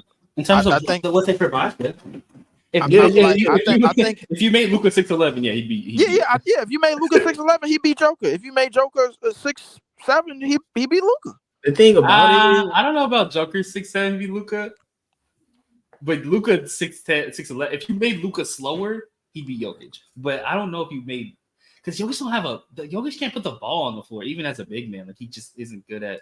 I mean, a little bit. I mean, it's not. He not crazy with putting the ball on the floor as Luke is, obviously. But I mean, they both carry a lot realistically. But I mean, I guess. Thing about it though is with these two players, I think it's just picking your flavor. Like Luka and Jokic, they provide the same stuff for real, man. It just. What position would you rather have it at? Yeah, it's tough. It's real tough because the real question you need to be asking is Luka better than Giannis? No. I'm convinced with that one. Yeah. Wait. What about Giannis? Is Luka better than Giannis after this playoff run if he gets a ring? Damn. If he gets a ring, yes. If he gets a ring, yes. I mean, I feel like. You can say that, but I mean, listen, it's with Giannis. I think with Giannis having continuously breaking down the last couple of years, his mid range is gone. Yeah, his mid range is there, ain't there? Like it feel like he only shoots when he has like a rhythm to shoot. Like he still could give you 30. 13 and 6, like that's obvious, but I mean, he's silently been a coach killer. All right, I don't know about that. You're going too far. I don't know. I ain't ready to commit to that. Yeah, no, I'm not. I would listen. You tried it. What I would say is, I believe that a lot of what made him a champion in the first place, Milwaukee didn't double down and invest in again.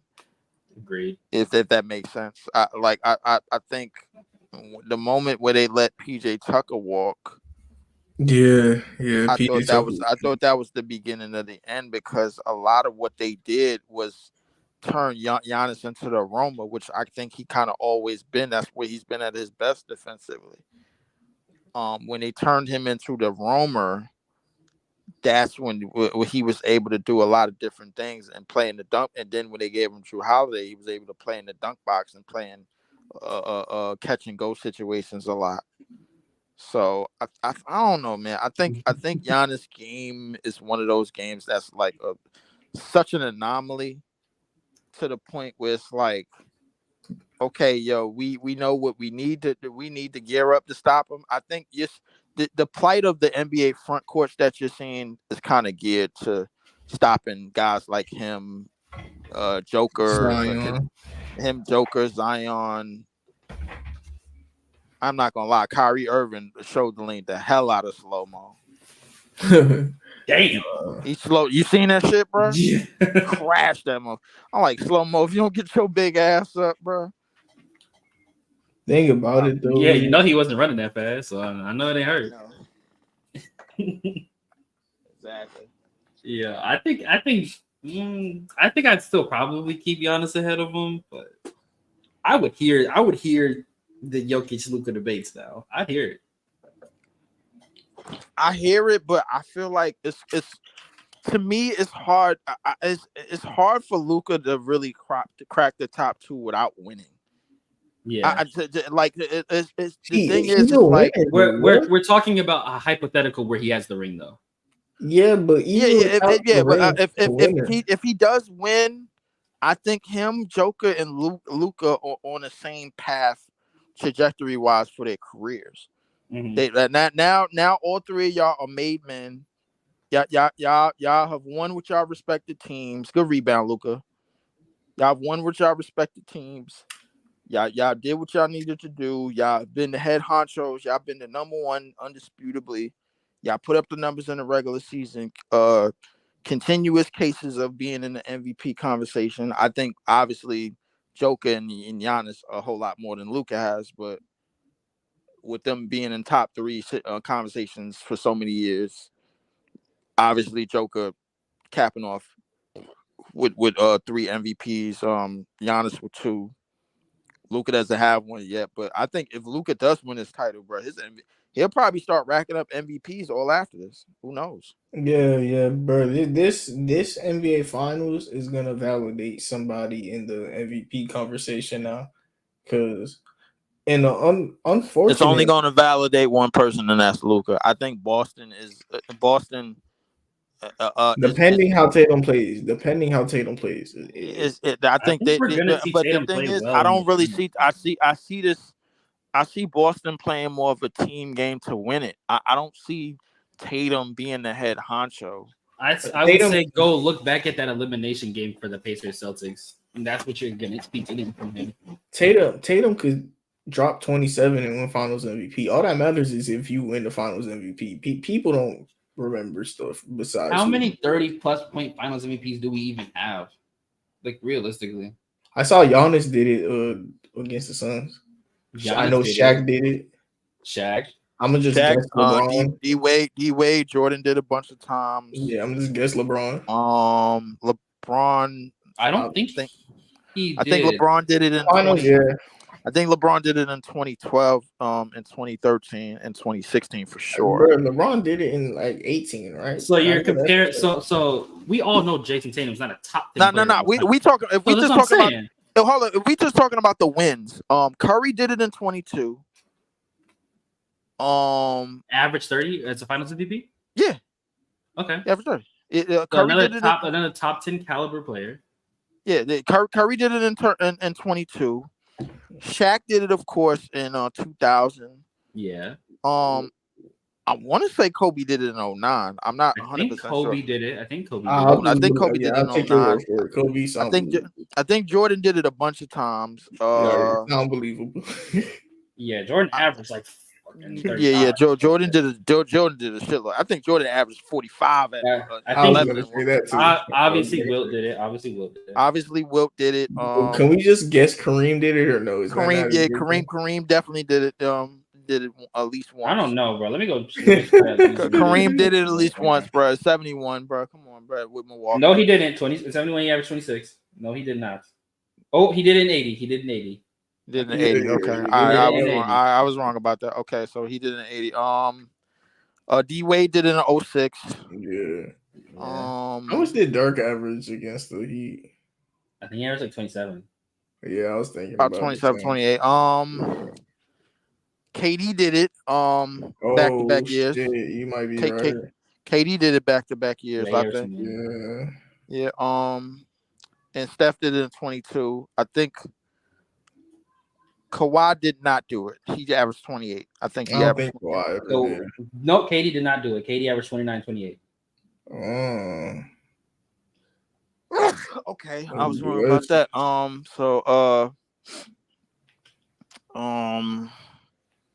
I said LeBron, right?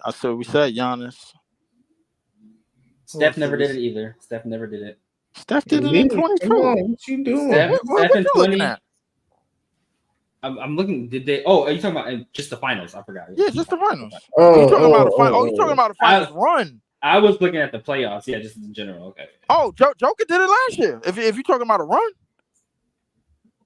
did he average 30 for the playoffs? 30, 10, and 9, I believe.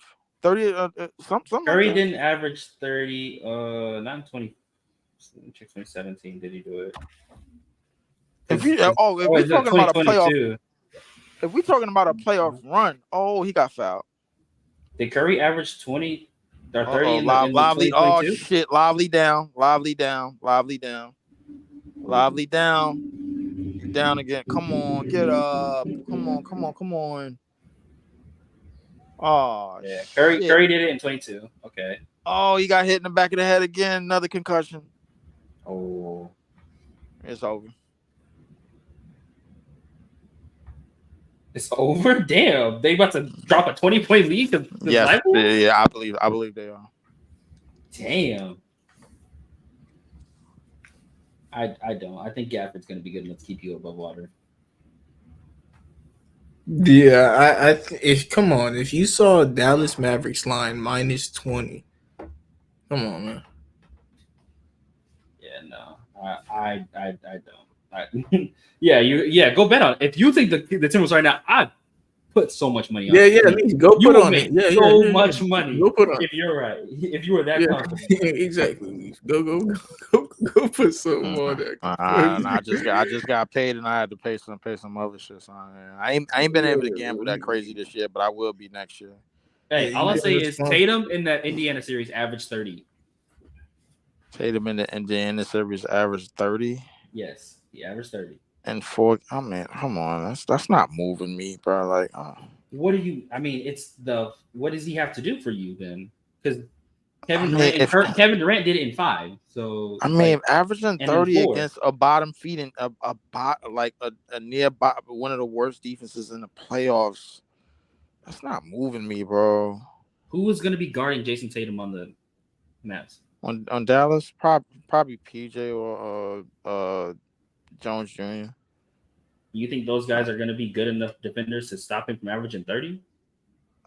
I mean, the thing is that like I think they're like individually no, but I think team defense wise, bro, like I think the game plan would be to funnel him to a certain spot on the court, kind of like the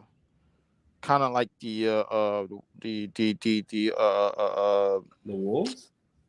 No, kind of like the Warriors did with LeBron. The problem is that they're gonna have. Well, hopefully they have Kristaps back. So you're running 5 out. So your bigs have to either help with Kristaps or they're gonna have to stay in the paint, lock on Tatum. And if they're locking on Tatum, then I'm okay with him not averaging 30 as the Finals MVP because the team's gonna be cooking. I mean, if you want to say that, that's fine. But I mean, I personally believe that they're going to be okay with doing that, with sending different looks at them. I mean, they don't have a lot of different looks. They really don't. I like that, but this is one of the reasons why I wanted Minnesota to win this shit in the first place, bro. Like because I thought that an individual defender like J-Mac could be able to bother him to a degree. But I don't think they would have put J-Mac on him. I think they would have put Cat on him. You would have had to. Nah, he would have got in foul trouble instantly. They would have had to put Cat on him. J-Mac's not keeping up with because y'all keep forgetting for some reason. I don't know why that Jason Tatum has like a crazy frame, and J-Mac is way too small for him. I mean, he did put on muscle, but I still don't feel like his game is at the point where it's like I don't see top 5 ready to take over a type of player in his game, especially against the better competition. He doesn't have to take over. I mean, but he'll have to take his stat line will have to be like at least presentable for him to like read out of the double teams and score, take advantage of one-on-one matchups, bro. Like and things of that nature. Like the thing is, so if he put up 26, 8, and 4 on great defense, because you know he's gonna play great defense, and he'll probably get more rebounds than 8. Yeah, that's obviously a Finals MVP. That's a respectable Finals MVP. I mean, it is, but it's not the MVP. That's the same. It is, but is that 27, 8, and 4 outperforming Luka and Kyrie with their bigs getting like at least combined 11 to 15 dunks a game? But why would they get 11 to 15 dunks a game? I mean, who's guarding around the rim? Al Horford is great around the rim, exclusively around the rim, and Kristaps Porzingis is one of the better rim protectors in the league. Why would they get 10 to 15 dunks a game?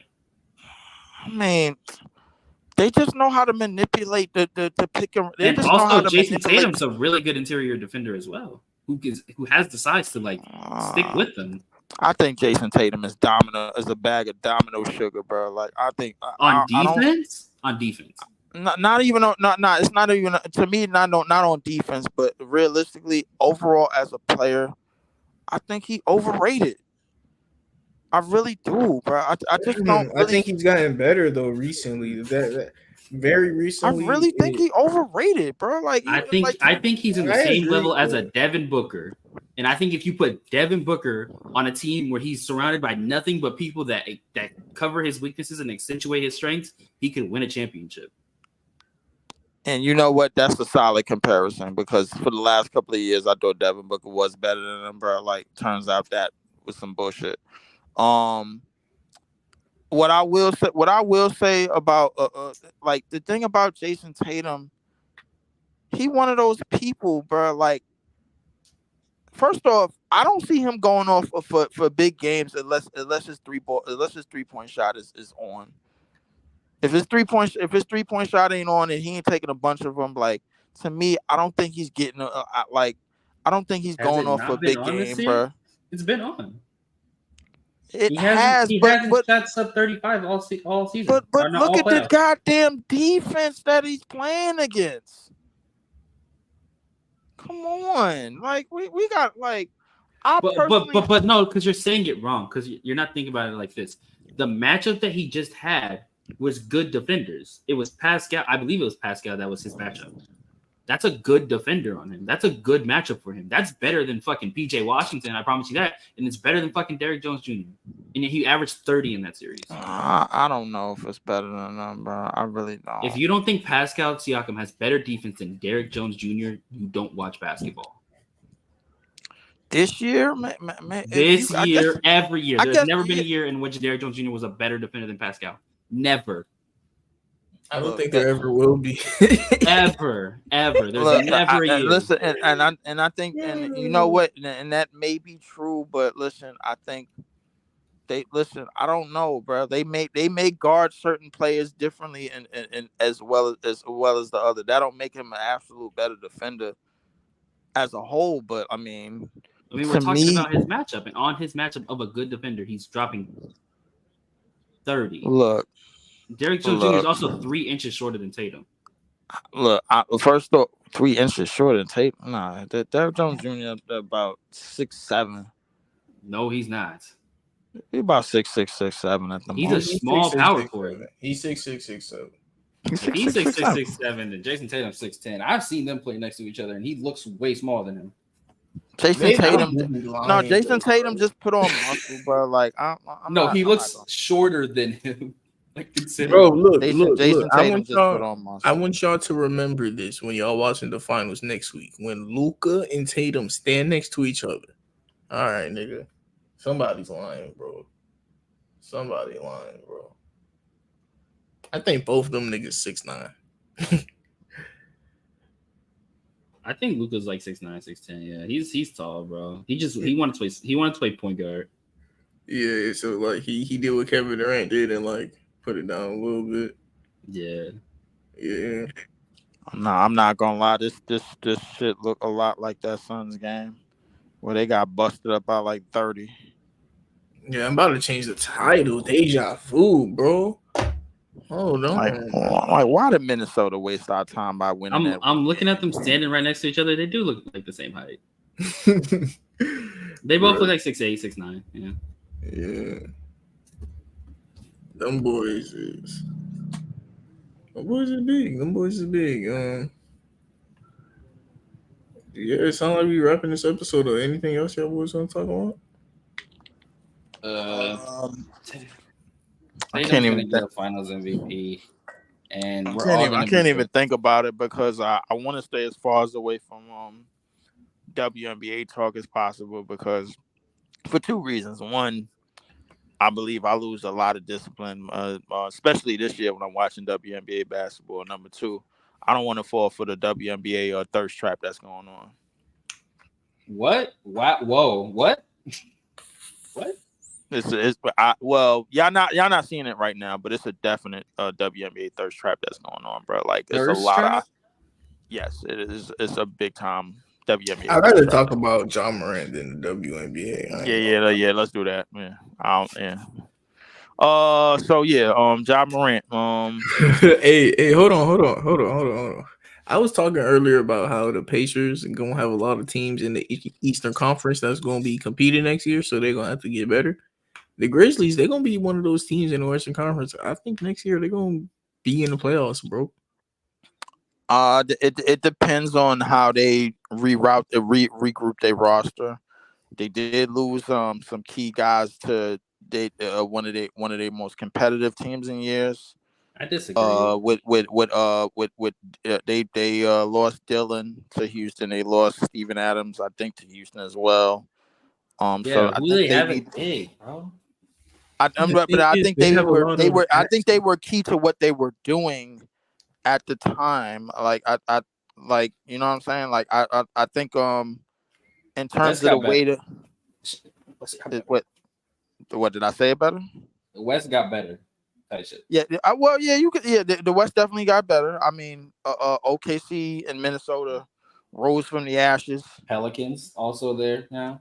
I mean, Pelicans was always around that 8 range anyway. They were solidly in the 5 range until the end of the season where Suns made a push. They were, yeah, but it wasn't like they had a commanding 5 point. Nah. Like commanding command on the 5 seed, bro. Like they were like a game or two ahead, bro. Like that's how close the Western Conference was. When Luka is your 7th seed for most of the year, I have a hard time believing that the Grizzlies are going to be making a big push with no center. Thing about it though, I agree with you. Thing about it though is the reason I disagree. The Grizzlies are a team that they have a very easy pathway to get those assets back. Since they were a bad team this year, they got the 9th overall pick, so you know they're gonna do something about that. And they also got, They think Edie will fall or they trade up. Yeah, I don't know what they're doing, but the Grizzlies, first of all, they are one of those teams that I trust them drafting wise. Look, they got GG Jackson. I feel like y'all going after Edie. I don't know. Sorry, the Miami Heat. I feel like Miami going after Edie. I'm like, I don't know. I've been keeping up with the draft recently. So far, the names I've heard is Zach Edey and Devin Carter. That's why I asked you about Devin Carter earlier this episode. Devin Carter, he's like a Derek White, and you know, yeah, facts. So we'll see. But I haven't watched him personally, but what I'm hearing is he's a scrappy 2-way guard, heat culture type beat. But what was we just talking about? The Grizzlies. Yeah, the Grizzlies though, they have the 9th overall pick. And they are a team that I trust in the draft. Look, they got GG Jackson last year, who he's going to be in their rotation now. He is 6'9" forward, which they also drafted Zaire Williams. Yeah, for sure. But they also drafted John Morant, Jaren Jackson. They traded for Desmond Bane on draft night. On draft night, the Grizzlies make a lot of good decisions more than bad. That's all I know. So they're going to have that. And it's also a trade asset. Like you're right about that to a certain degree, though. Like you probably should trade a 9th overall pick for like Clint Capella, Jared Allen, you know. But we'll see what they do.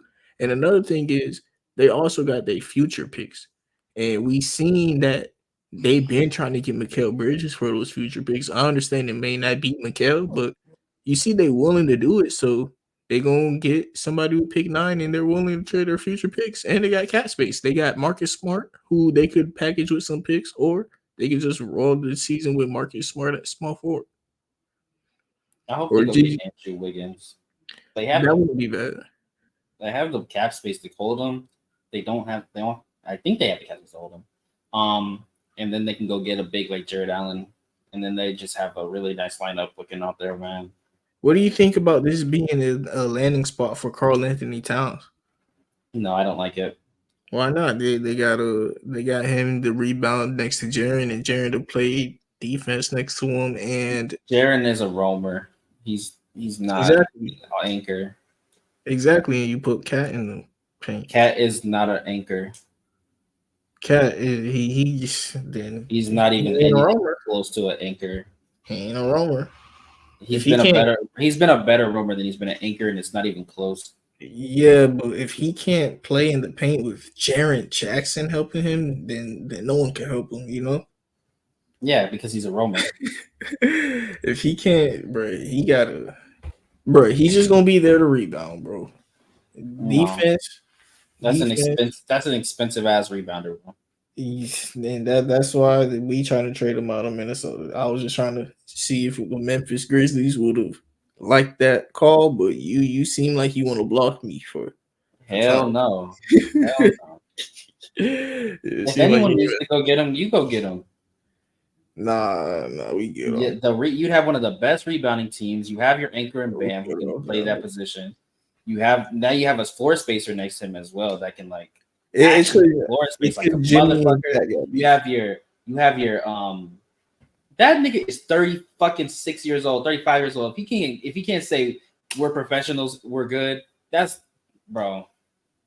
You're making too much damn money to not be like we're good, bro. Ain't nobody got punched. Keep it pushing. Nah, I think you guys you'd have a crazy post presence. That team would be really nice. Everything that you want in terms of Bam offensively, you get in Cat while being able to hide Cat's weakness defensively. Yeah, but I don't want to. It's a little off topic, but I think Bam would be just fine next to Zach Edey. I agree. Yeah, Zach Edey does the same thing that Cat does for you, pretty much, but better defense. The same thing that Cat does. Yeah, hides Bam's offensive deficiencies. Zach Edey, I don't think Bam has deficiencies offensively. I just think he could not. I just think that's the wrong word. No. I think it is. It has to be like because the thing is, I think he can get to something offensively. It's just not consistent. That's a deficiency. I don't think that's a deficiency. I think Rudy is an absolute deficiency. Rudy and Bam, honestly. But you just compared Cat. Bam is more agile, so he gets to the bucket a little bit easier. But besides that, I don't see their games being all that different. They're both non-spacing big men who primarily get their buckets around the key off of putback rebounds, lobs, and dunks. No, that's not Bam at all. Bam is a good passer. I mean, I'm not talking about the mid-range.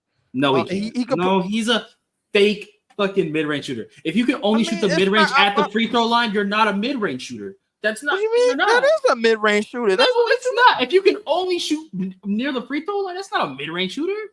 Not in the playoffs. He can move further away from the basket. No, he can't.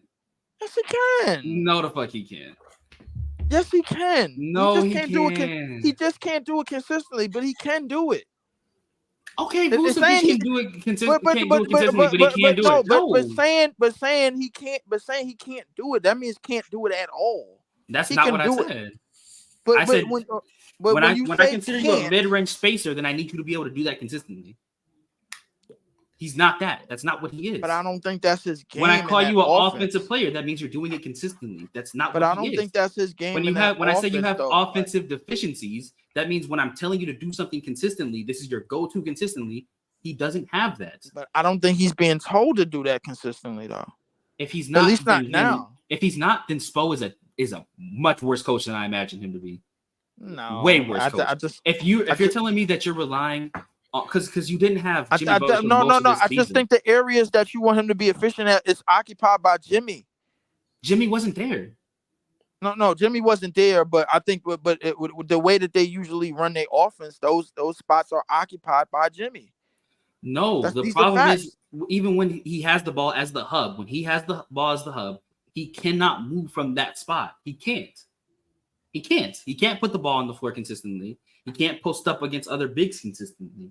he can only really shoot from that free throw area, and that's usually when he's getting the ball off of a rebound or he's getting a small little pass off from Jimmy. He's almost always wide open on those kind of shots.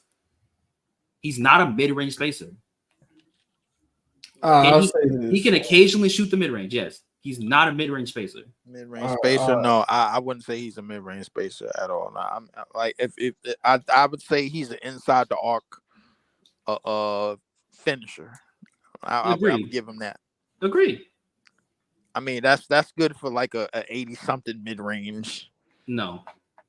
Yeah, it's like good for the low 80s. He got a 77 mid-range. He can drop it every once in a while when it's real. I give him about an 82 mid-range. Hell no. Yeah, that's not that high. 82 mid-range. I know you need to go hop on 2K. That's a high mid-range. Catch and shoot on silver, bro. No, hold on. 82 mid-range, you can hit it from the deep mid. You can hit it from deep mid with 82. No, if you by yourself, yeah, but I mean, he can't hit it by himself. I'm gonna tell y'all what it is, did we not see him hit a game winner for 3? Are we seriously calling a game? And I've seen Dwight Howard hit a 3. What are we doing? But a game winner for 3, bro. Like and I've seen players, and I've seen non-spacers make it from full court. What does that have to do? Hold up, wait. The confidence that's required for somebody that's not a mid-range spacer to hit that shot in crunch time with time expiring. Come on, man. You gotta give him some credit. Come on, man. Mark. Does Bam have offensive confidence? Come on. Mark, would you say that offensive confidence is one of Bam's strengths in terms of scoring? No. Thank you. But look, I'll say this. I mean, to have the confidence to hit that shot, I will give him. He has to. He was literally the only player on the team at that point. He's gotten better. He's gotten better. Before he was like a negative on offense. I hated watching Bam on offense. He only was really a playmaker, and besides that, he was bad.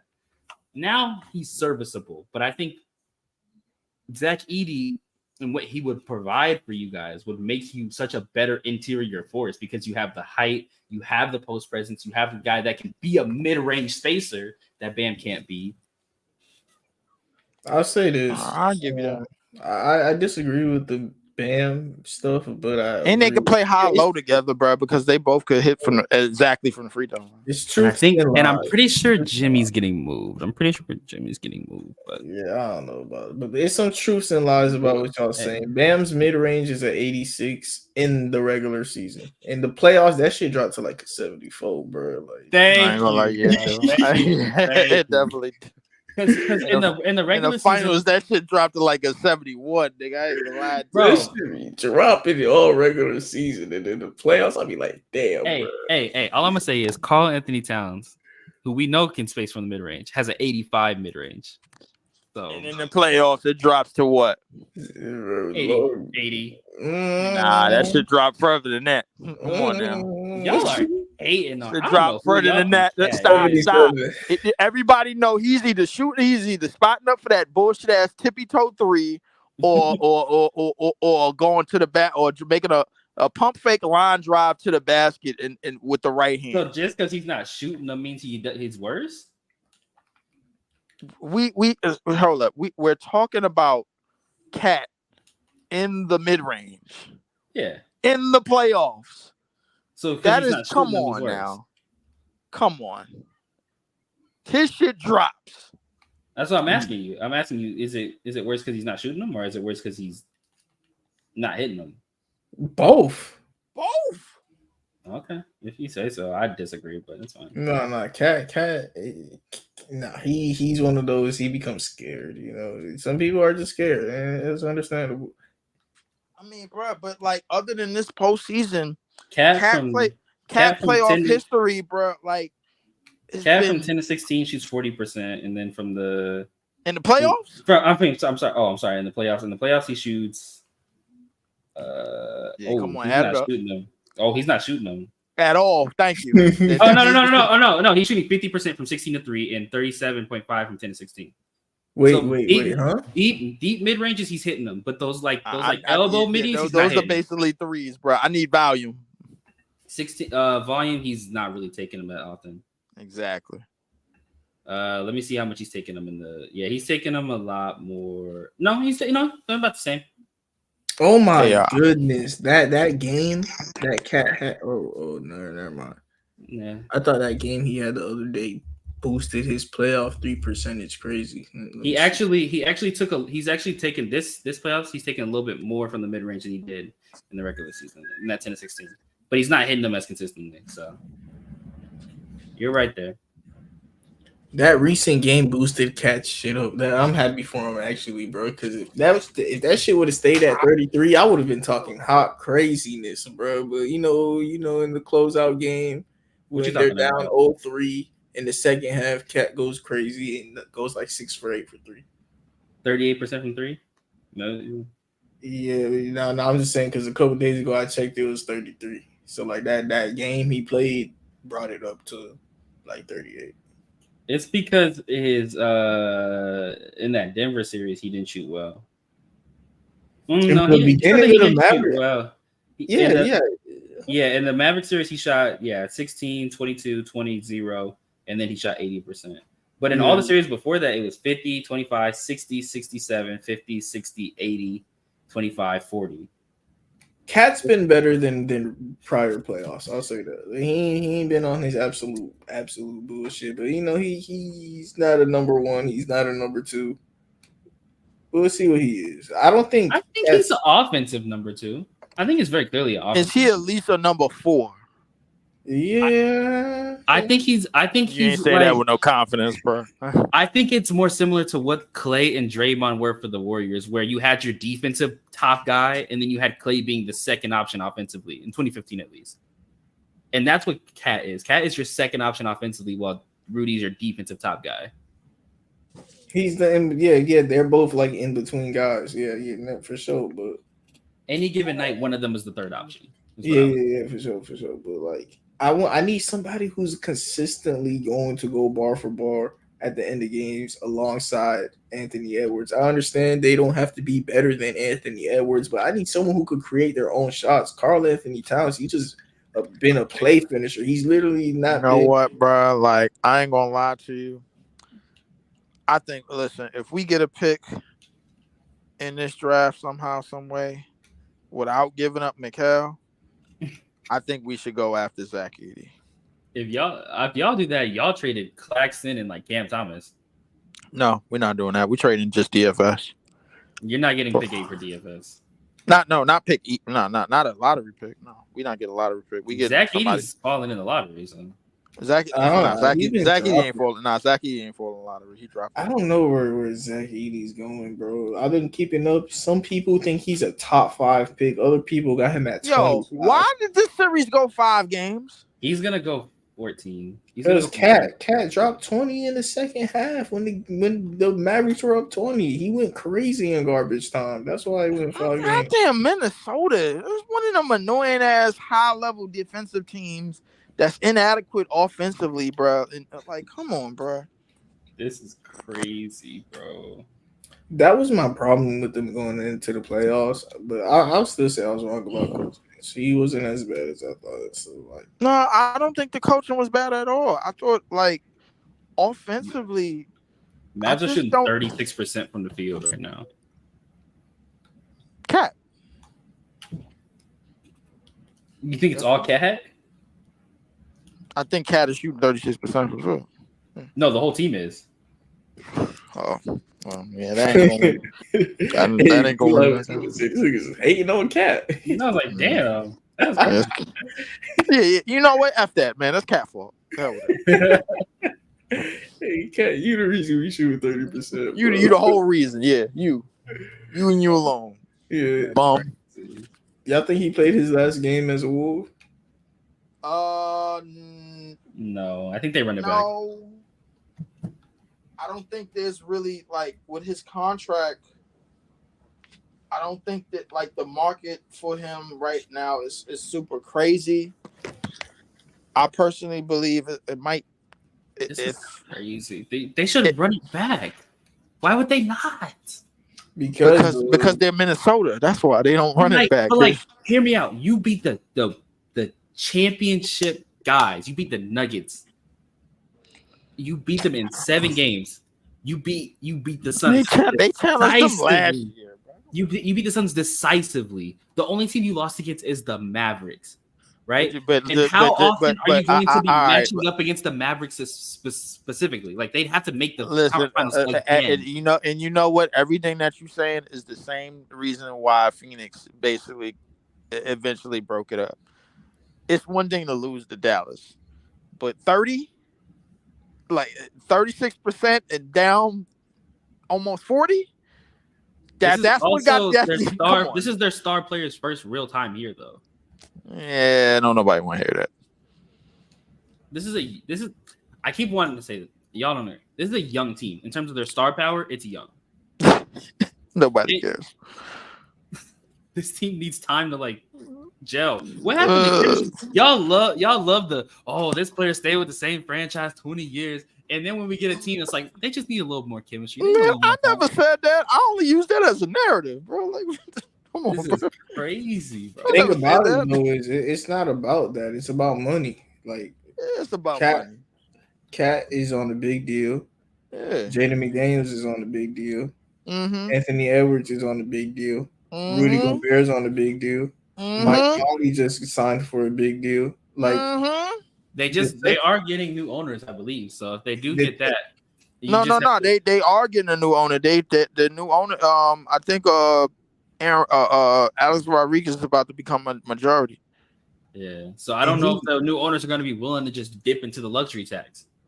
Alex Rodriguez, no, not right away. I mean, you got to ask them idiots out there in Phoenix if they willing to, bro. Like, I mean, they about to ante up $175 million in 1 year to 3 players. I mean, if you feel like the Wolves would have beat the Celtics this year, yes, with the team that they currently have, yes, they would have beat the Celtics, who are, if we're being honest, if they got out of the series, they would have beat the Celtics, but they didn't get out of. They're not getting out of the series. They're getting 30 right now. But this is one series. I think sometimes matchups come into play. This is one series too many, bro. Like you got to understand. This is like in this day and age, teams just teams that are just now coming out of prominence after a 20-year layoff from being in the conference finals. Like there's a reason why they've been garbage for that long, because they don't stick together. They make mistakes contract wise or with management in terms of trying to keep the team together. So you they think just make mistakes. To get rid of Cat? Well, the thing is, when you make mistakes, bro, like you want to make more mistakes trying to clean the mistake up. Like, listen, you ain't got to take my word for it. Just go look at the Brooklyn Nets. I'm telling you, they make mistakes. Wait, isn't the Denver Nuggets? Wait, the Denver Nuggets GM is the GM of the same guy that lost for like 3 years, kept the same core and just built around that core. Yes. So I don't have any reason to believe that they wouldn't just try to keep that. And got lucky winning one championship, bro. Like luck is crazy. Thing about it though is we never seen when you're one hit wonder, you got lucky, bro. We never seen a moment where Michael Porter AG got lucky. One hit wonders. We never seen a moment where Michael Porter Jr. was being benched at the end of games for Christian Braun in pivotal moments, and at the time where a new owner is coming. Like Alex Rodriguez said that, or new ownership said that they don't want to go in the second apron, and they are going to have to move from J-Mac or Cat. And if Cat isn't even someone they comfortable with closing in lineups at points of time, and his contract is crazy, I think they is gonna move on from him. I do think he's playing his last game as a Wolf as we're watching right now. For who though? I don't know, but Cat made an All-Star game last year. Like, if y'all are so high on him and think that he's so good, come trade for him. I don't know who, but someone cheaper, so we're not in the second apron, and someone who fits this team better. If he doesn't fit the team that well, and we're gonna hit the second apron, that's crazy.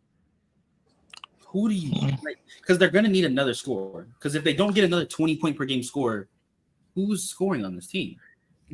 I don't know who they're getting. I don't know who they're getting. But one thing is though, Jaden McDaniels could play the 3 or the 4. So because Cat in the regular season was 50, 40, 90. Yeah, Cat is fire. Yeah. So How the fuck are you going to replace 50, 40, 90 in the regular season, even if you don't like him in the playoffs? And I don't think he played bad in this playoffs. I think he took a big step defensively when he was able to do against the Nuggets.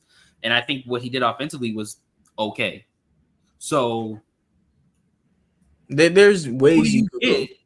Who do you get that's not like a rookie and then you're like developing them? That's going to be able to replace Jimmy Butler? I think it will be multiple players though. I think it will be you going cheap and more role players. But there's only 5 spots in the starting lineup, and this team relying solely on Ant production when he's not the playmaker that you would need him to be is not gonna work. I understand that, and thing about it though is going into the second apron, it's going to be very interesting to see what goes on in Minnesota. Something's going to happen differently. I don't think it's Mike Conley because he just signed. We know it's not Anthony Edwards. I don't think it's going to be Jaden McDaniels. Like Jaden McDaniels, he played great the whole season. He is the reason he is one of the reasons why this defense is one of the best defenses we've ever seen. And then Rudy Gobert too, like they have to make a decision. Like similar to New Orleans with Brandon Ingram, Herb. That's what I'm asking you. Who? What decision is there to make? It's nobody. Whatever the things that you would need for this team, there's nobody available. Somebody always becomes available though. Someone can become available, but not for the position that you directly need. Someone might come out big, sure. But like the guys that are going to be available this season is like Chris Middleton, Julius Randle, DeMar DeRozan, Jared Allen, Bradley Beal, maybe. Check me out. The Minnesota Timberwolves, they got like 3 decisions: trade Cat, trade J-Mac, or you go into the second apron. What should they do? They should go in the second apron. This team just played great. But do you think that's what they're going to do? If they go trade for Brandon Ingram, this team gets worse. I'll say that. This team is worse with Brandon Ingram. Bro, the team, listen. Nah, they better with Brandon Ingram. What? You only get, I think you get judged off your final game, bro. Like your most recent game. The score is 82-52 right now. So is Ian getting judged off his most recent game? Is Rudy now no longer a DPOY player because their team can't fucking stop a bucket to save their life? Well, I would say, listen. Here's the thing. I think we got to differentiate what the regular season from playoffs, and I think the end goal for any team is to put a very very sufficient playoff team together. Not just a team that could just do shit in the regular season, but a team that could do things in the playoffs as well. In terms of staying healthy or like providing high level offense or high level defense, high level playmaking, all of those things also in the playoffs as well. But this game is starting to look a whole lot like the 2022 second round in Phoenix. I ain't gonna lie to you. And I'm starting to get sleepy. Yeah. I'm starting to get very, very sleepy. Kyrie just hit another 3. Yeah, I'm going to bed. Yeah, this was a crazy game. This man, niggas is funny, but yeah, they're talking about Jared Allen to the Timberwolves or Darius Garland to the Timberwolves, bro. Nah, but that's what I'm saying. There's nobody. There's not this season. I'd say run it back, and if you can, and then get rid of Cat next year, because this year there's no one. Or maybe you go get a pick, but then like Rudy is like 30, 32, 33. I don't think you should give up on Cat. I don't think so. But it's a business, Going to the second apron is crazy. Because it's going to stop you from being able to do a lot of things. They won't be able to find another Nickeil Alexander-Walker. They ain't going to be able to do certain things. But like this team, in terms of their core, you can always get minimums. But this team, in terms of their core, it's going to be so hard to replace this core this upcoming offseason. just specifically this offseason. I think next year. I think next year you're going to have a lot more options, or at least trade deadline. You have a lot more options. But right now, there's no one that's free, available, or angry enough with their team to be like, I want out of here. That also fulfills your needs as a team. I agree with you on that. And as of right now, that's how it is. But over summer, somebody's not going to get the extension they want, and something's going to change. I don't know what's going to change yet, but something's going to change. But we listen to the extension talks. Who's the people getting extended this year? DeMar. It matters, but like who's also due next season after that? That's what I'm thinking. I'm thinking who's like Brandon Ingram, and this team gets worse with Brandon Ingram. I disagree on that. I disagree. What has Brandon Ingram showed you as a playoff performer that would put him above what Cat done for you this year? The year where they played the Phoenix Suns and Zion was hurt, Brandon Ingram, I believe that game one, he went blurred. I know David Booker went blurred. And he also is he's one of those guys who is a great playmaker. And he's one of those guys, he can get a triple-double a lot of nights. Brandon Ingram is one of those guys. A lot of nights he can get triple-doubles. He is. Now, in the regular season, you think he's going to do this? He's going to be as good as Cat was in the regular season? Because Cat was better than Brandon Ingram this regular season. This team though, that would be a bad like forward combo of just Brandon Ingram and Jaden McDaniels skinny. It would be very bad. And then you also have Bear, who's not that strong. Girthy. Yeah. So like you're just stuck. You're genuinely stuck. I don't like this team at all. I think offensively, Brandon Ingram can make up for what Cat did, but the rebounding that Cat provided is going to be gone. I think the threat of Brandon Ingram outside isn't nearly the level of Brandon Ingram or of Karl Anthony Towns. I don't think his post presence, which he was so vital, is going to be there. I do think the mid-range game is better from Brandon Ingram, and the mid-range game is similar to post. So it's like no, the post game that Cat provided was getting the big in the way so that other guys could get open. He's not going to be able to draw the big out. That's what Ant does already. Ant is already playing in those spots. And then if you're just getting two guys who are getting their bread and butter through the mid-range, then you just have the Phoenix Suns. Yeah, but Ant also goes downhill. Yeah, but Brandon Ingram isn't gonna provide. If you go watch the Timberwolves, because Rudy Gobert is not a good enough offensive player to really get the center moving. That was Cat's job. At least pre-injury, that was Cat's job. It was to be a big body in the post, to get the big moving, so you could get people shifting and rotating and getting their positions. That was his job. It wasn't Rudy's. And if you get rid of him, there's no one to do that. Nas Reed can a little, but I don't want him doing it consistently enough. And even then, you'd have to sort of give him starting minutes. And then if you just get Brandon Ingram, you're not going to be able to do that.